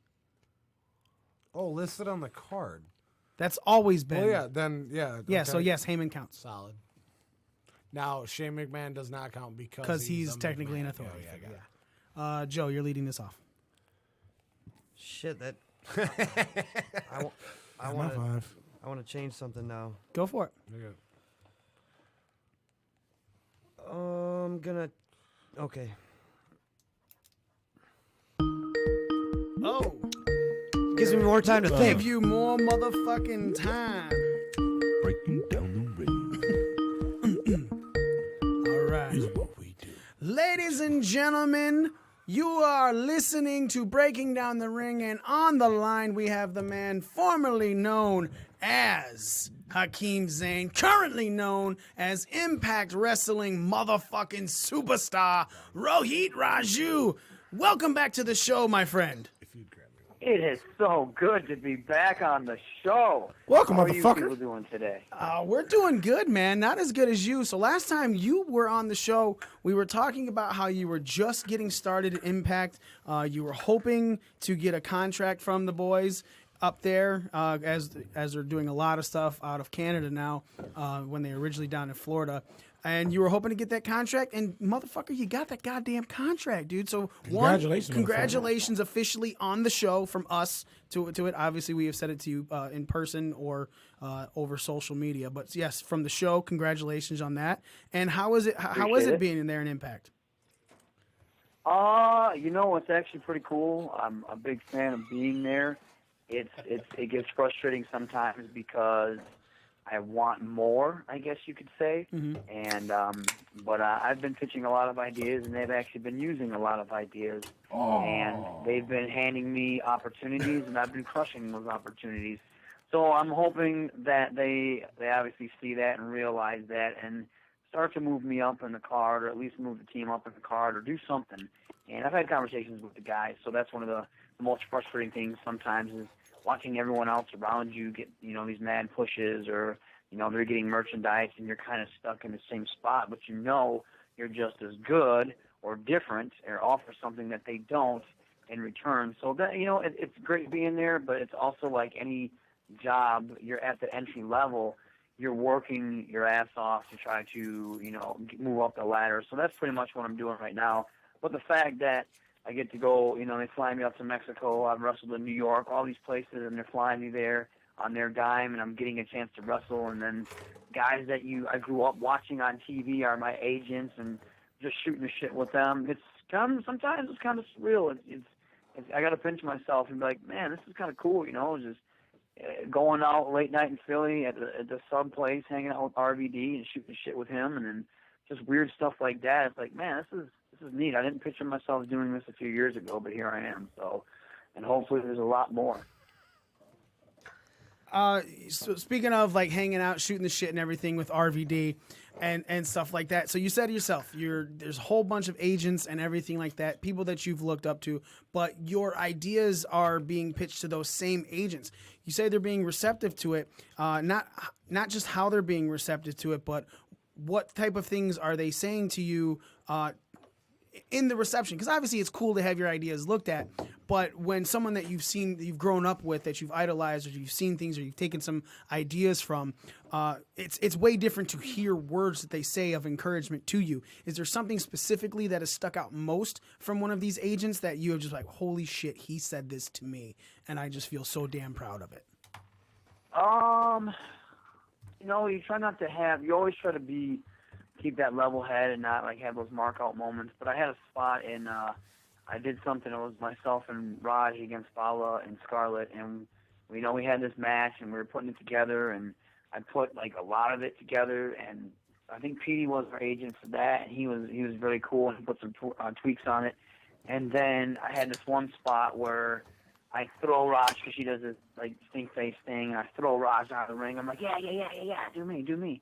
And then I close my eyes, and then I end up being Fowler. But the way we did it, like everyone in the back popped, and everyone was like, oh man, that was great. And like people that never usually don't give you compliments were like, man, that whole spot was awesome, yada yada yada. And then when I had my match, Lance Storm was like, I want to recreate that, and he was talking to me, putting that over big time. And I was always a fan of Lance Storm, always a fan of, if I can be serious for a minute, Right. that I loved his WCW run. And, of course, his ring work speaks for itself. So listening to him put me over in that aspect, saying, yeah, that was the best thing part of the match. That's what everyone's going to remember. You had a moment. That's pretty cool. You try not to let it, oh, hey, Lance Storm said that to me. That's awesome. You try not to be like that. But when at the end of the day, I do take that as, man, that's actually pretty sweet that he enjoyed that. He enjoyed something that I did. He enjoyed something that was, kind of my idea. And it's pretty cool to have that be acknowledged from someone, to me, who I respect and think is great, always been a great worker, and can probably still be, if he went out in the ring, could be a better worker than half the guys out there. Right. So Impact has been through a lot of changes since you have been there. When you first got on, they were in the Paramount Network, and now they went to, it completely just slipped my mind. Isn't it the Outdoor Network? No, it wasn't Pursuit the Channel. Pursuit. And they're also, they're on Twitch, and that was one of the huge things that they were pushing. Is if you have an internet connection, you have Impact Wrestling, and it's obviously on every Friday night on Twitch. How is that as far as a performer? How is that as far as a performer to see all of those different transitions to being on a internet show, kind of, to an extent that is completely live? Because that's even something that's not happening in WWE, because their NXT shows are all taped. You know what I'm saying? So when they're putting on some of the things on Twitch, so how is that for you as a performer? I think it's a smart idea. I still think you need a strong TV channel. Mm-hmm. I do believe that, but I think having Twitch as an alternative is really great, because everyone's on the internet. And Twitch comes with what you get on your PS4. You can have it on your computer. You can have it on your phone. So you can have it. People just need to be able to realize that they already have it in the palm of their hand. They just have to download it, and it's free. The only thing I think it really hurts is the older demographic, people that might be 35 and older, that aren't so hip to the internet, that don't have a PS4, and barely know how to work their smartphone. That's the type of people, maybe a lot of old school wrestling fans that still want to watch wrestling, but they want to do it when they're flicking through channels. And sometimes that may hurt as well, because people will be like, oh, what's this, wrestling's on? Let me stop and watch it. There's plenty of times I'd hear people like, yeah, I was flicking through channels when we were on Pop TV, and they're like, yeah, I saw you on TV. That was pretty cool. And so Twitch is something you have to go and pursue and seek and know about it, whereas having a strong TV channel is something that people can come across.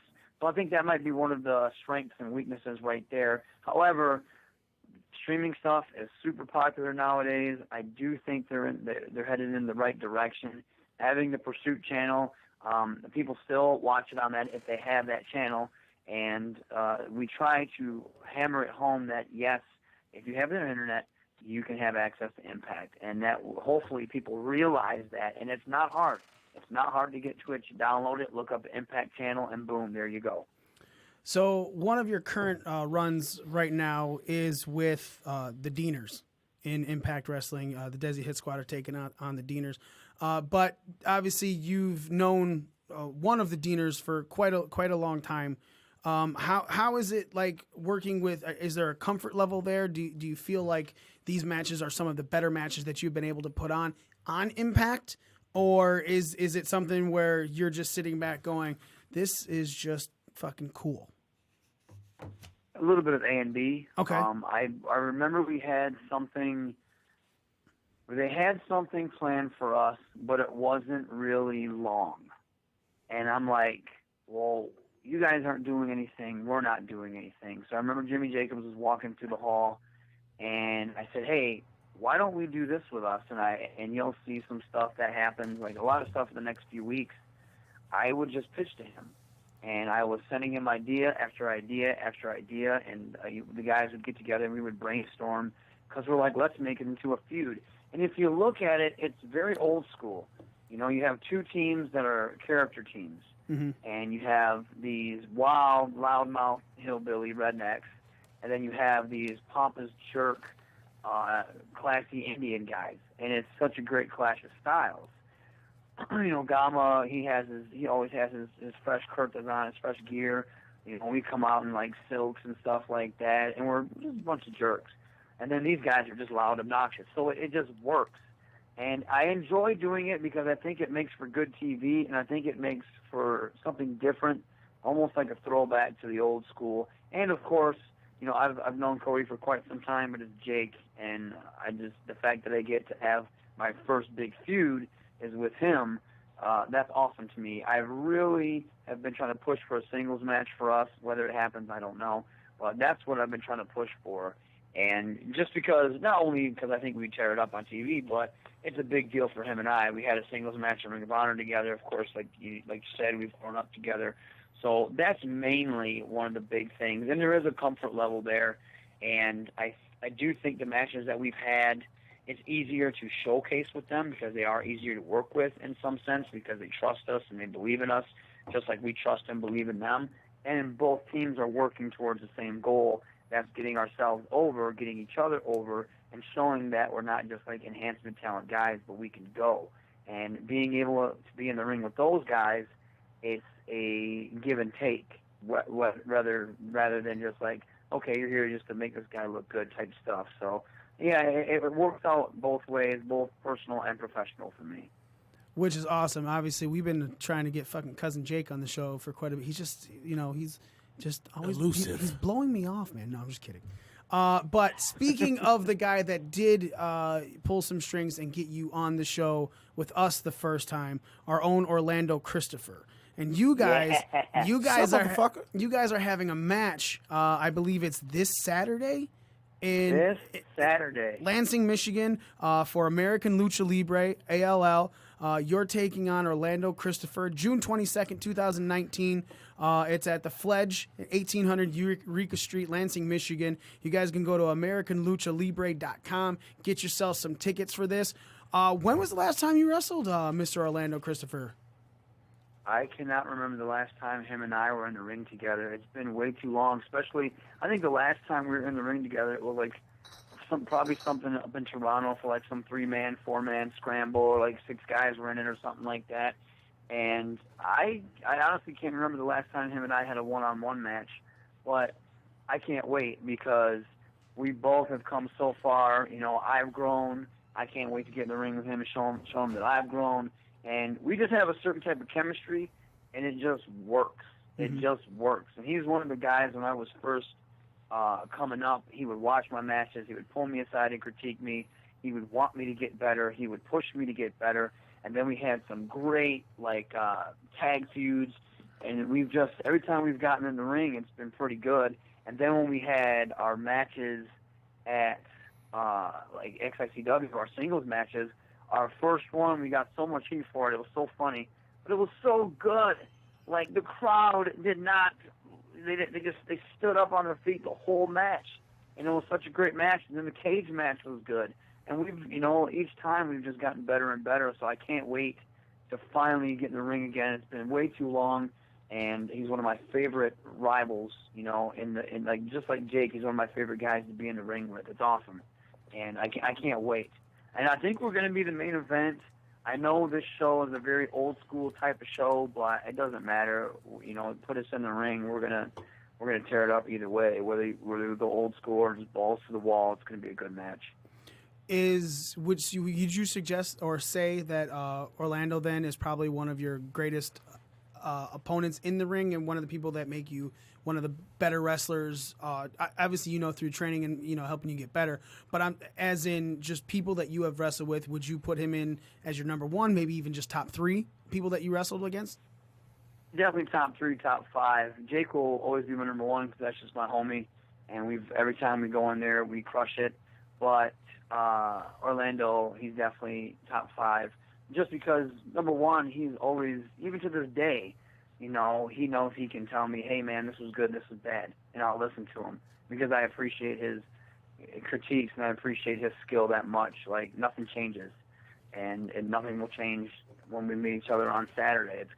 I know he's going to go in there 100%, and I'm going to go in there 100%, and I'll ask him afterwards, hey, what you think? Did you like it? Yay, nay, stuff like that. And he's going to be real with me, and we'll both, I think we're on that level where we can both tell each other the same stuff, but I'll always listen to what he has to say because I think he has a smart mind for the business, and he can go in the ring. Even though he damn near kills himself, I saw him take a superplex off a freaking ladder.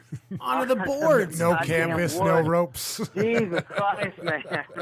God damn it. Last time I talked to him, I'm pretty sure he told me he was hurting. And then I go on Instagram and I see him take that. I remember I think I was with Jake. I said, what the hell is he doing? Did you just see this shit? I said, God damn it, man. He ain't going to be there on Saturday. He's going to be fucked up. So, but no, man, that dude, he's impervious, man. He'll never die. Yeah, it's crazy, man. Every time that when we talked about any matches, it was like, Jesus, fuck, dude, you did that, yeah. And then he'll post more stuff. He's like, yeah, thumbtacks suck, but it's him taking a fucking shot into thumbtacks. Like, yeah, well, they do suck because they're in your back like fucking crazy. Again, everyone, ALL, American Lucha Libre, at the Fledge, 1800 Eureka Street, Lansing, Michigan. You go to AmericanLuchaLibre.com. This Saturday, June 22nd, 2019, Hakeem Zayn is going to be taking on Orlando Christopher, formerly known as Hakeem Zayn, now Rohit Raju. Question, you said that he is, Orlando's just one of the guys that you can always talk to, that you appreciate his advice and his critique for. Is there anybody that you see coming up that talks to you, that asks you these type of questions, that you're able to be a kind of a mentor or a someone that just gives advice and critique to somebody else that we should be looking out for? Oh, yeah.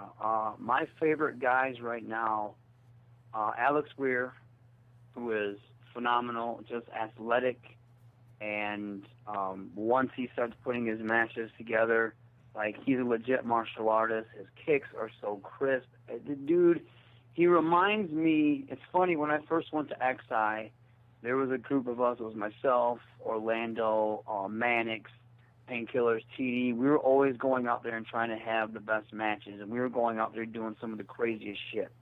I went back to XI not too long ago, and now it's this whole new wave of people that have, like, taken over that role. And now I'm, like, in the role of the Scarbonis, where I'm watching them and trying to put on stories, tell stories, and not kill myself. And this dude did a shooting star off of a balcony at the last XI show. I shared it in one of my tweets. Yeah. And I think the kid's amazing. He's a Michigan guy. There's also Nolan Edwards, who's another Michigan guy. He goes up to Can-Am and trains. He's so crisp in the ring. He has a great gimmick when he uses it. It's very reminiscent of kind of Finn Balor, but he doesn't really bite off Finn Balor. It's almost like Donovan Donhausen, his, like, kind of weird, creepy painted gimmick. Another guy that has come a long way, that's improved so much. Tommy Vendetta, the guy's been wrestling like for a cup of coffee, but he just he soaks up everything. He has no reason to be that good, how good he is. He's just so crisp in the ring already, and he's phenomenal to watch. And as soon as he gets, more experience on his belt, there's not going to be stopping him. Then you have Karam, who's just some big jack dude. He reminds me of how Jake was, how people instantly gravitate towards him, how people want to be his friend, how people want to latch their claws in him because they see nothing but success. and he wants to learn and be good, and he's been coming off some really bad injuries, but he's always in the ring. He's always asking for critiques. He's always making the drives. So guys like that, to me, are the next big thing, and I want them to be the next big thing because they're all Michigan guys. Right. And for the longest time, you can ask Orlando, the Michigan guys get slept on a lot. It's finally about time, like Jake and I finally get out there, and then Aaron Orion's starting to get out there, and we're trying to get, we have such a great pool of talent here. It should have been recognized a long time ago, but it kind of gets overshadowed by like the Ohio guys a lot, and they're great too. I'm not saying that they shouldn't, but we should get some love. It's about time that we should get some love, and that spotlight should be on us and those guys as well. All right. Smitty has something he wants to say. I said, well, you said that Michigan guys get overshadowed by Ohio guys. They get overshadowed by Canadians as well. Because, like, Michigan is so right there between Detroit. Well, Michigan's right there. My alcohol's starting to kick in. So, yeah, say Michigan between Michigan's Ohio. right there between Ohio and Canada. Michigan's there. Michigan between Ohio and Canada, and there's so much legendary guys that come out of Canada at this point. So people, I think the wrestling people look like wrestling promoters like look toward Canada, and Ohio's got guys coming out there. Like obviously within WWE, you got guys like Ziggler and the Miz, but then Canada, you've got the legends like you got the Hart, you got the Hart family out of there. You got stop looking at me that way, Z. Hey. Oh, sorry. Yeah, what he was looking at. My alcohol's kicking in. My paranoia is kicking in. Now I'm getting Smitty. So I thought it was a question instead it was just a statement. Sorry. No, but I know where he's going. Nowadays, too, Canada still has Kenny Omega. Tremendous athletes. Like Aiden Prince is another guy who I think you can put in the ring. I've seen him be in the ring with Austin Aries. I've seen him be in the ring with Pete Dunne. And he's delivered every single time. Look at Tarek. Look at Brent Banks. Half the Super Kick guys. But Tarek and Brent B, in my opinion, are amazing. Ethan Page, Josh Alexander. The only problem with nowadays for Canada, getting them over here, it's very strict because they need work visas. And so many of them get busted at the border where they don't even bother trying to come over here anymore. So it's kind of hit or miss when it comes to that. But I totally agree with you. For the longest time, the Jerichos, the Benoits, the Harts, the Kenny Harts, all those guys were overshadowing everybody for a hot second there. Speaking of Canadians, how is it working with Don Callis and Scott D'Amore? I've known Scott before he got back with Impact, and I was going up there before he got back with Impact. So for me, it's just a little bit different. It's I think he's kind of harder on me because I do know him. So, and then Don's cool. Don always, he respects hard work. And then I've had conversations with him, and he's put me over. And, I'm pretty sure he wasn't blowing smoke up my ass. He doesn't have to. And I've never seen him blow smoke up people's asses, so to my knowledge. And so it's cool. I mean, they're my bosses, and you always want to get their approval, and hopefully they're watching your matches and realizing that. And Scott will always be real with me. A lot of times when I'm wrestling on Impact, I'll be so worried about going over my time that I'm not really at my 100%. And you can tell sometimes I'm in my head. But then when I'm not there, even Dave Chris said the same thing to me. They both said, when they see me on indie shows, they're like, man, you're up here. You're, like, ridiculously amazing. But when we see you at Impact, it's like you're almost not having fun. You're almost in your head. It's because I'm so worried to go over on time. Well, what's the punishment? Single time. So I just think I'm getting more comfortable. For the longest time, I never even spoke up. And now I speak up. Now I'm like, hey, I want to be somebody here. So I've pulled, Scott aside and be like, hey, man, what do I got to do to raise my stock here? What do I got to do to get more? What do I got to do to get more opportunities? Have you seen me take advantage of all the opportunities that you've given me? I would talk to Petey Williams. I talk to Jimmy Jacobs. I throw ideas at them. Now, nowadays I'm constantly in their face saying, hey, what about this? Hey, what about this? What do I got to do this? Because I'm not okay with the role anymore. You know what I mean? I want more. And it's not me saying, oh, I'm unhappy. No, I just want to be a competitive force in Impact Wrestling because I believe that I can be. Well, you should always want to be more. My in-ring work shows that too because he's been like, hey, you've been more comfortable in the ring we need to see more of this of you. So that's what I've been trying to do. See, you had a question?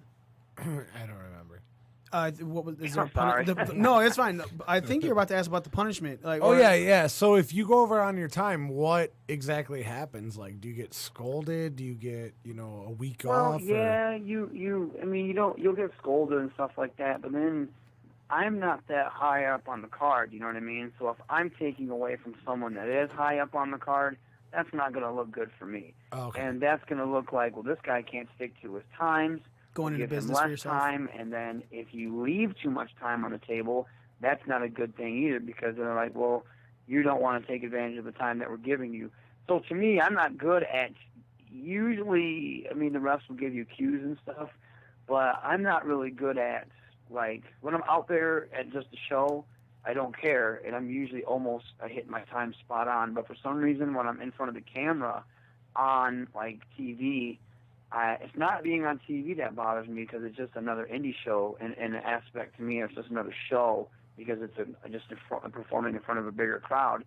But it's like, man, I gotta remember to make sure my ass is on time. But I think I'm just gonna try to just forget about it when I get out there from now on, and just go with the flow and see what happens. So, obviously, we want to say thank you so much for calling in, man. We really appreciate it. Like I said, you were the first ever fucking guest that we've had. And we've had some other guests on since, but literally you sitting down in studio with us, going over all of the stuff before Impact, and now you calling in and talking about the stuff with Impact. Yeah, it was right before his tryout. Like, he was going to drive up there that weekend. Yeah, right. Hopefully get that contract and everything like that, because you had just won the Global Forged. So, again, thank you. So this was like before Ottawa, I believe. Yeah. Yep. You were on your way up there. Oh man, that's right. Holy shit, that's awesome. Hey man, we've been around a while, dude, and like I said, you were the first ever interview, so we have to say thank you so much for that. And obviously, the American Lucha Libre stuff coming on this Saturday. Go ahead and tell the people where else you're going to be coming up within the next couple weeks. Well, it's been on the 29th. It's been about 5 years, but I'm finally wrestling in Saginaw again, which is my hometown. And I'm wrestling for the first promotion that I ever wrestled for, which is PPW, Pure Pro Wrestling. And it's kind of a big deal. A lot of people haven't seen me wrestle in a long time, like people I know. Sometimes they'll watch Impact, sometimes they won't. But everyone's always talking that shit. Oh, we want to come see you wrestle. When are you going to wrestle in town? So I kind of put everybody on blast. Like, look, man, I'm going to be in town here. And everyone's been really cool. They've been buying tickets. They've been hitting me up saying, hey, we're going to go. And, hey, can I get some tickets from you? And this, that, and the other. And so far, there's a decent amount of people that I know going, so it's kind of a big deal for me. Saginaw is one of the places that I cut my teeth for the old, Universal Wrestling Alliance. It was an old promotion that I loved working for when it was had such a hotbed of like old school wrestling. And now just going back there, I get to work with Aaron Orion, wrestle him, so I can't wait. I know he can go in the ring, so I couldn't choose a better opponent as far as on that roster who I'm working with. So that's going to be fantastic. So that's where I'm going to be after that. And then after that, I think it's Glory Pro down in, I think it's Collinsville, Illinois. I always say St. Louis because it's like 10 minutes away from St. Louis. Right. And I know Ricky the Dragon Steamboat's going to be on that show, and I'll be in a tournament for like their Midwest Territory title, which I love the name of it because it reminds me of just such an old school title. Nice. Taking on Danny Adams for that one, right? Yeah, whooping his ass. Nice. And tell all the people where they can find you on your social media, Twitter, Facebook, Instagram. Yeah.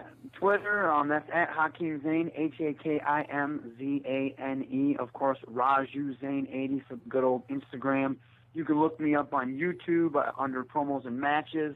And then, of course, Facebook using either the old school moniker, the Mad Dragon Hakeem Zane, or Rohit Raju. And I want to thank you guys, man. I remember when I was in studio, I had a blast. I was like, oh my God, we can drink and all this stuff. That was great. And, I had a blast, and just talking with you guys and shooting the shit with Chris is one of my favorite things to do anyway. So, and then shooting the shit with you guys and just talking about wrestling. I It doesn't personally get any better than that, man. I love it. I personally We took gotta up. do Star Wars one of these days, though. Yep. Let's go. I would say I personally took Yeah. up the podcast myself just for the drinking. Smart guy. Drinking or not, I'll do it. And hopefully, man, we'll get you in studio again one day. Definitely, we'll talk some nerd stuff. We'll talk about how shitty Dark Phoenix was. You know, Oh, God. you got. Oh, I can't even touch that, man. I can't bring myself to see I it. haven't seen it yet. I Can't heard do it was it. bad. I walked out on Wednesday. So hopefully, Holy man. shit! You walked out, spent like $20 for a ticket, and then walked out. No, I was paying $9. That's a lot. It was a free ticket because my cousin got AMC like platinum shit. Good. Nice. So he just used his cousin's points. No, he had the AMC A Plus. You get like 3 free tickets per week. Yeah. So yeah, man, we definitely want to get you in studio again. Hopefully, sometime in the near future. Probably once you, shortly after you get one of your first championships up there in Impact. Hopefully, you get a tag team title Jesus or some Christ, other run, hopefully. man. Hey, look, dude, you're fucking putting in the work. You're definitely showing out. You're obviously leaps and bounds above where you were just the first time we talked to you. So we can't wait to talk to you again in the future. And yeah, man, you got to come down to the family bar again, and I can get you a little bit drunker than you were last time. And maybe you could throw me at Jake I don't and know make if that's. I don't know if that's possible. Look, you gotta try. There's gotta be goals, sir. Yeah, you're Up right. your There has standards, to be nigga. goals. There has to be goals. All right, man. Well, thank you again so much for calling in, brother. Definitely appreciate you talking to us, and we can't wait to talk to you again. I appreciate you guys. Thank you. All right, man. See you later. Talk to you. Bye. Later. Ladies and gentlemen, once again, that was the one and only Impact Wrestling star Rohit Raju. And we'll go ahead and take this other shot. Every 3 years, time I hear his new name, I just want to play Mortal Kombat. Cheers. At home eventually. Cheers to MK11. Fucking awesome, Johnny Cage. They're like, Raju. Raju get. Wrong game series, asshole. Still. Oh, come on, Mr. I'm always wrong. No, I'm just kidding. You're always wrong. All right, so, unscheduled so we're on appearances. me for the unscheduled. Yes. All right, I have since amended my picks. Well, you had, during you had that some time to do that. during that excellent interview that we just conducted. I got really was. Yeah, for sure. I was actually being serious, not sarcastic. For once in my life. Once in my life. I got lice. You don't have any hair. You don't have lice. Right. Okay. You're unscheduled. Stop. All right. Pro Wrestling Scorecards. I am going with. Hold on. Let me have a lead in so there's something when I cut and put it together on the fucking video.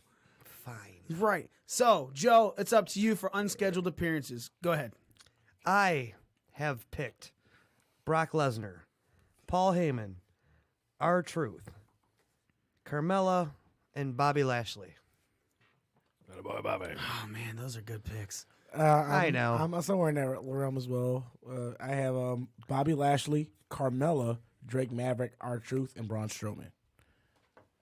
Nerd. Oh, man, that's so good. Ah, shit.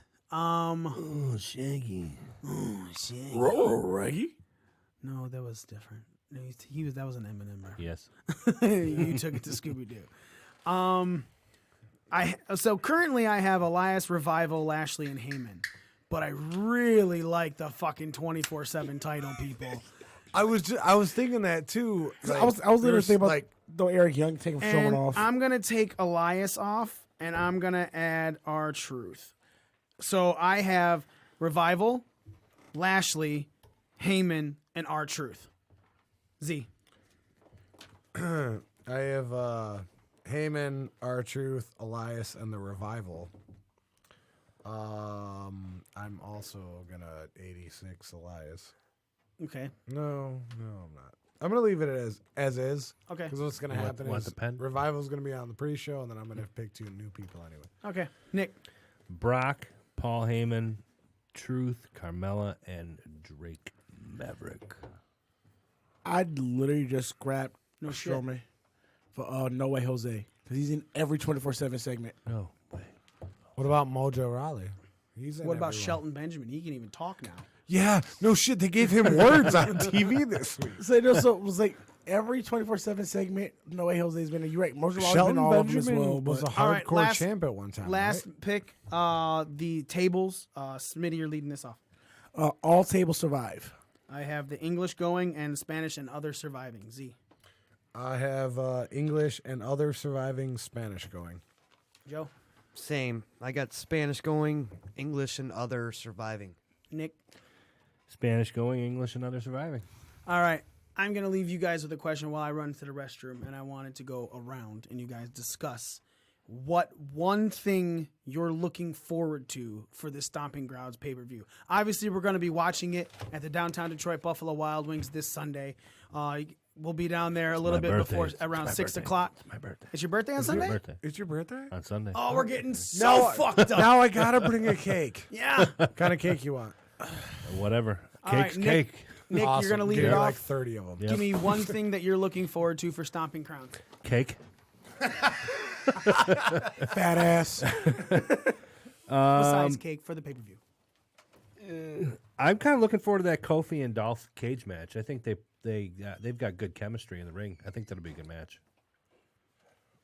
All right, so, I mean, Big E's supposed to turn heel and close the door on Kofi and then reunite his thing with Ziggler. See if that actually happens or not. But the one thing I am looking forward to is no, not a Bailey G-string appearance. Oh, damn it. You saw that too. I was happy. I actually no, like Bailey. I'm actually looking forward to Roman Reigns and Drew McIntyre. I'm just hoping that Drew goes over, so that we can talk about that momentum thing that Smitty was so mad about earlier. And he can take his name. Yeah, exactly. Like, I own you now. Joe? I don't give a rat's dick about that match. Yeah, I know. It's the first one I saw. I guess I'm looking forward to the fact that it's not called Great Balls of Fire, though Stomping Grounds isn't much of a better name. And they just 86 Backlash. I mean, yeah, they What's Juneteenth? Backlash is just kind of. Anyway, all right. If I'm being serious, I guess Are you really? the match I think that's going to steal the night is going to be Joe and Ricochet. Yeah. Absolutely. That's going to be the match of the night. Kofi and Dolph probably be a close second. But if I have to look forward to something on this fucking shit show, Junior, it'd probably be Joe and Ricochet. Smitty. If anything, I'm looking forward to whatever I do with the 24/7 title segment during the show. That's the only thing I'm really looking forward to. Everything is rematch central besides 2 matches on here.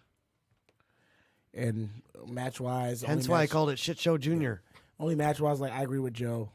Ricochet Joe is probably the only thing that I may look forward to on this BS card.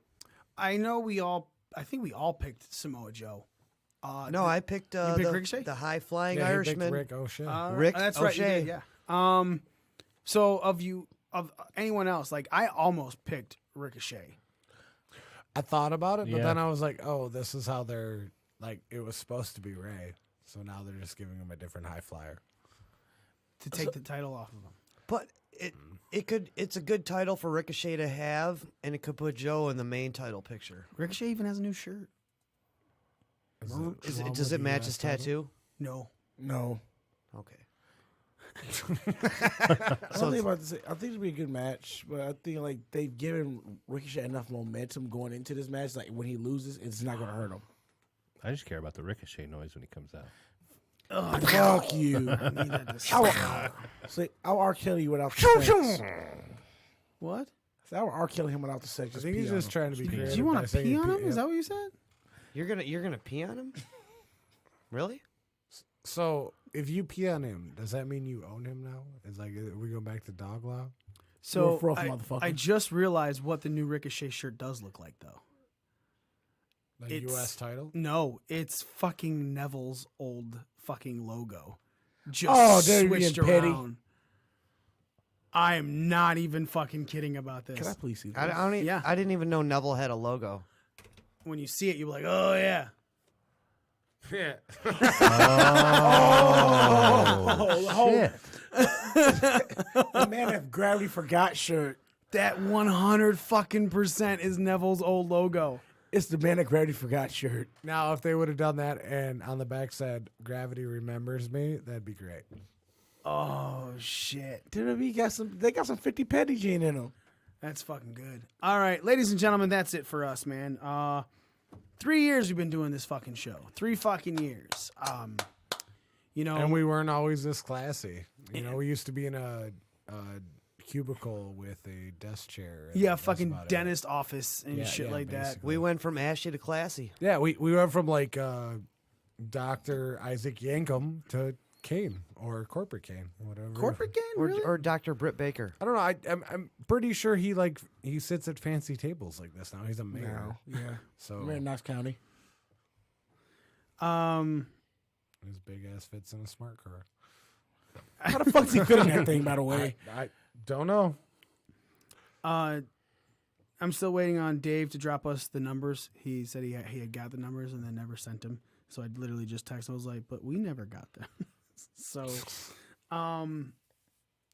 guys, from the honest, truthful, real fucking shit that we talk about, you know, off air when we're having conversations about this, there's obviously we're talking about things that, you know, we want to improve, that we want to get better on. But at the same time, if you go and listen to some of our earlier episodes, we have gotten leaps and bounds, so much better.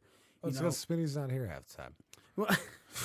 Listen, what's so funny? I'm still here more than you almost. Same with me. I'm not here. True recently. I'm not here half the time, so I'm not here fucking shit up. But right now, I'm getting fucked over on my work schedule. Anyway, stop sidecasting right now because we're really talking. I'm sorry. I'm angry. We can't get sentimental and not expect. Would you let the man talk? let the man talk. Go. So we all bust our ass for this 2 weeks ago. You know, I said it when we came on the air. I really did think that was a good show. You know what I'm saying? It may have not been one of our best shows. That's just being honest. Even you guys are fucking, say it. But I don't think it's as bad as you guys try to give it credit for. But that also lets me know, because I also know that the reason I'm here and I like to try and be here for every fucking show is because I felt like I needed to be there and I could always wrangle it in. I think things will always go the way I want them to go. Kind of like Vince McMahon. A little bit.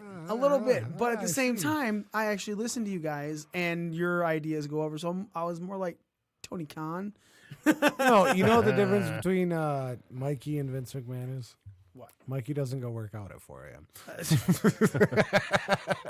Vince McMahon will outlive Mikey by 30 years. I believe that wholeheartedly. He'll outlive all of us by 30 or 40 years. So I just wanted to say that I appreciate you guys, every little thing that you do with this. I'm really excited for Chicago. What? Nothing. Oh. I'm really excited for Chicago, and hopefully everyone can be a part of that. For StarCast 3, really, it's going to do nothing but great things for us, and I really am confident going forward that going to StarCast, it's going to put eyes on us that make people go, oh shit.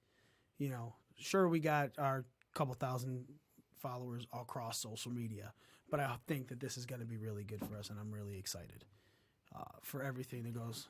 Millions of followers. Are you so excited? Millions of followers. I'm so excited. I'm so excited. Damn, I was going for the millions of followers. Wow, Mikey, that was really sweet. Thanks, man. Do you want to touch tips? Later, I'm going to dock. Play some tummy sticks? Sword fight. And you know what? Coincidentally, this is my last night on the podcast. Stop lying. All right, so Z, I have to ask you. All right. I'm putting you on the spot. What's one of your favorite moments that we have done on this show? I really hope it was our most recent interview with Rohit Raju. No, but the original interview. Yeah. With Ryu. When he was Hakeem? Ryu or Zane? yeah. Ryu. No, but I mean, that was the first time we've ever had. I mean, we've always had somebody that was in the business on the show. It was the first, but it was the first time that we had somebody that was doing stuff. that was doing stuff within the business. Hey, if he would have called in, I'd lay off. But no, he's a fucking prick.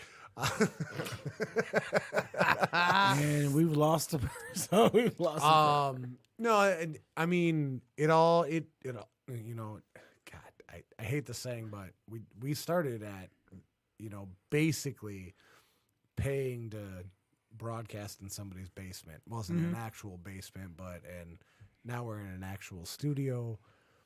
I can't pinpoint a actual show because I don't listen. Not show. I couldn't tell I don't you what listen show, to them yeah. off the air, so. Unless your fucking partner that you're working with is listening and talking about how great Smitty is. I love that Smitty guy. I do. I'm a fan favorite. Fuck you. Old I listen to shows that I'm not on, ones that I've missed, so I can hear you guys. So Joe, you're next. Give me an example for a moment of the show that you've just sticks out in your mind as something you've had a blast with. Well, you've asked me this before 2 years in a row. Well, the second year, my answer was getting in the ring and doing some business with Mr. GQ. That's a good one. Little piece of business. But another favorite part of mine is also something that happened off the air, and it's actually been happening more frequently lately, is where I encounter complete strangers that I've never met before in my life, like how I have at an Evolve show once. And they come up to me and say, "Hey, man, I really like your show." And to me, that's like amazing. I'm like, well, thanks, man. You know, I mean, because I just don't, I guess I still don't have like the full grasp on how many people we can reach. And now we're reaching people in other states, even other countries. And it's quite often actually where like people I don't even expect, like friends of mine that aren't even like into wrestling, they're like, "Hey man, your show was pretty awesome the other night." I'm like, I didn't even know you listened to us. Right, like I didn't know you were one of our 6 listeners. So I guess my favorite thing is how many people we reach and how amazing it is to me that complete strangers or like people that you would never expect, the last people you would expect, actually listen to us and like us. So it's the liking us that's really rare. It's not a single moment. It's not a show, but it's that aspect that is getting me lately. Nice. Mikey getting sentimental. Right, because I am sentimental. Smitty, I really don't give a shit what you have to say. So, no, go ahead. We don't have the time. You can't ramble. I'm not gonna really ramble actually. So one of my favorite things about the show is like when I had the belt, I went around, and then after I lost the belt and everything, pretty much for the last year, I get people that say they start listening to our show, and they put their friends on the show, and I found out I'm a fan favorite. I know it's selfish, but that's one of my favorite things right now. That's a fucking lie. It doesn't count when all our fans are your friends. Well, no, you missed the whole point what I just said before. Like people that when you had the belt and you lost it, you had to put yourself over too. So they're laughing at you, Smitty, not with you. I don't give a fuck if they're laughing at me or with me. I just like the fact that hey, people are listening to the show and people like me on the show. I'm just messing with you. They are laughing with you, dude. I'm just fucking with you. Okay, next. That's it. Nick, you said you weren't gonna ramble. I appreciate what you said. I'm not giving you shit for it. I understand what you're saying. Nick, so you've now obviously the newest member of the Ring Crew. Noob. Fucking idiot. Good work, newbie. So we like your newbie. In your time, man, give me something that sticks out to you. I get a lot of people that ask me about my hand more. Really? No. Gotta keep that. Did you really just give him a clap for the hand? Keep that pimp hand strong. You gotta use a strong hand. No, you know what? I've been holding that for like 3 months. To Joe's point, I have had quite a few people, especially people that I work with. I spend more time with the people I work with than my whole family at times, and they're people that don't watch wrestling, and they're like, it wasn't like, hey, I heard your show last night, it was really cool. It's been multiple times, so these are people that aren't into wrestling per se, but they're listening to us because of you. Well, and they're entertained. They like the whole show. You know what I mean? Nice. I don't talk a whole lot, so, I know that the draw is there for all of us. So we're reaching those people that, we're going outside of the wrestling demographic. A moment on the show I really enjoyed having when we had the knockouts and 3 counts, guys. That was a lot of fun. And then I'm the reigning fucking champion, so I can't really say much more than that. So, I know that feeling, man. I've had, I haven't had sex with the belt on, but yes. First person to do it. Only person to do it, you dirty bitch. Hopefully the last. I do got to say though, I really appreciate you guys having me on. It is a lot of fun. I really enjoy coming here and. You know the biggest critique I've gotten since you've joined the show? And it's about you. I can't make my hand any fucking bigger. I don't know what you want. That's the second biggest critique, which is funny seeing as the size. No, people do want you to talk more. That's why I go to you quite a bit. Is a lot of people like, dude, I like when Nick talks. I like his opinions. I just wish he would talk more, and that's why I go to you quite a bit first. Yeah, I'm getting there. But the reason I love you is because you've taken over the social media shit, and you are amazing at it. Yeah, I've been a little lazy lately, but yeah, I'm part of that demographic that Rohit was referring to earlier, the 35 and over that still just is like looking. I better to find flip. this on the Pursuit channel. I don't know how to use my phone. God damn it! All right, ladies and gentlemen, that's it for us. Again, we have a brand new shirt. ProWrestlingTees.com/BDRcast. The BDR Mania shirt. Go ahead, pick that up. It's only $19.99, man. It's a sweet fucking shirt. Looks good. So definitely go get yourself. Follow us on all of our social media at BDRcast everywhere. Obviously, as you can see from everything in the video feed, just at BDRcast bros and girls. I was going to say Janes, but that didn't sound right at all. It's not 1932. Yeah. We're not buying hookers. Just silly. Why not? Bros and hoes? I wasn't going to go hoes. We're not going boats and hoes? No, Okay. You can't. That term is we're not not gigolos here. politically correct anymore. Planks. Hose? Yeah. Hose is totally politically correct. Yeah, Does not hoes, describe hookers, every prostitutes. Yeah, it's all tater right. thoughts. Tater thoughts. Ooh, I like tater thoughts. Sweet potato thoughts. Working women. I'll bring you some on Saturday. Allegedly. So I don't work Saturday. Again, follow us on all of our social media at BDRcast. And honestly, thank you so much for you folks for listening. Everyone who has subscribed to us on Apple Podcasts. Hopefully we'll be on Spotify really soon. That's what Podcast Detroit here is working on. And dude, thank you so much to Bob, Dave, everyone here at Podcast Detroit for hosting us. This fucking studio is amazing out here in Royal Oak. Another one downtown Detroit at the Detroit Shipping Company. Yeah, man, we can't say thank you enough to all the people that have taken care of us, looked out for us, and especially those for listening. We are your ring crew. Nick the Spook. I'll be Z for once. Whole fucking Joe. Juneteenth celebrator Smitty. And me, the almighty one, Mikey himself. Ladies and gentlemen, again, thank you so much for listening, and we are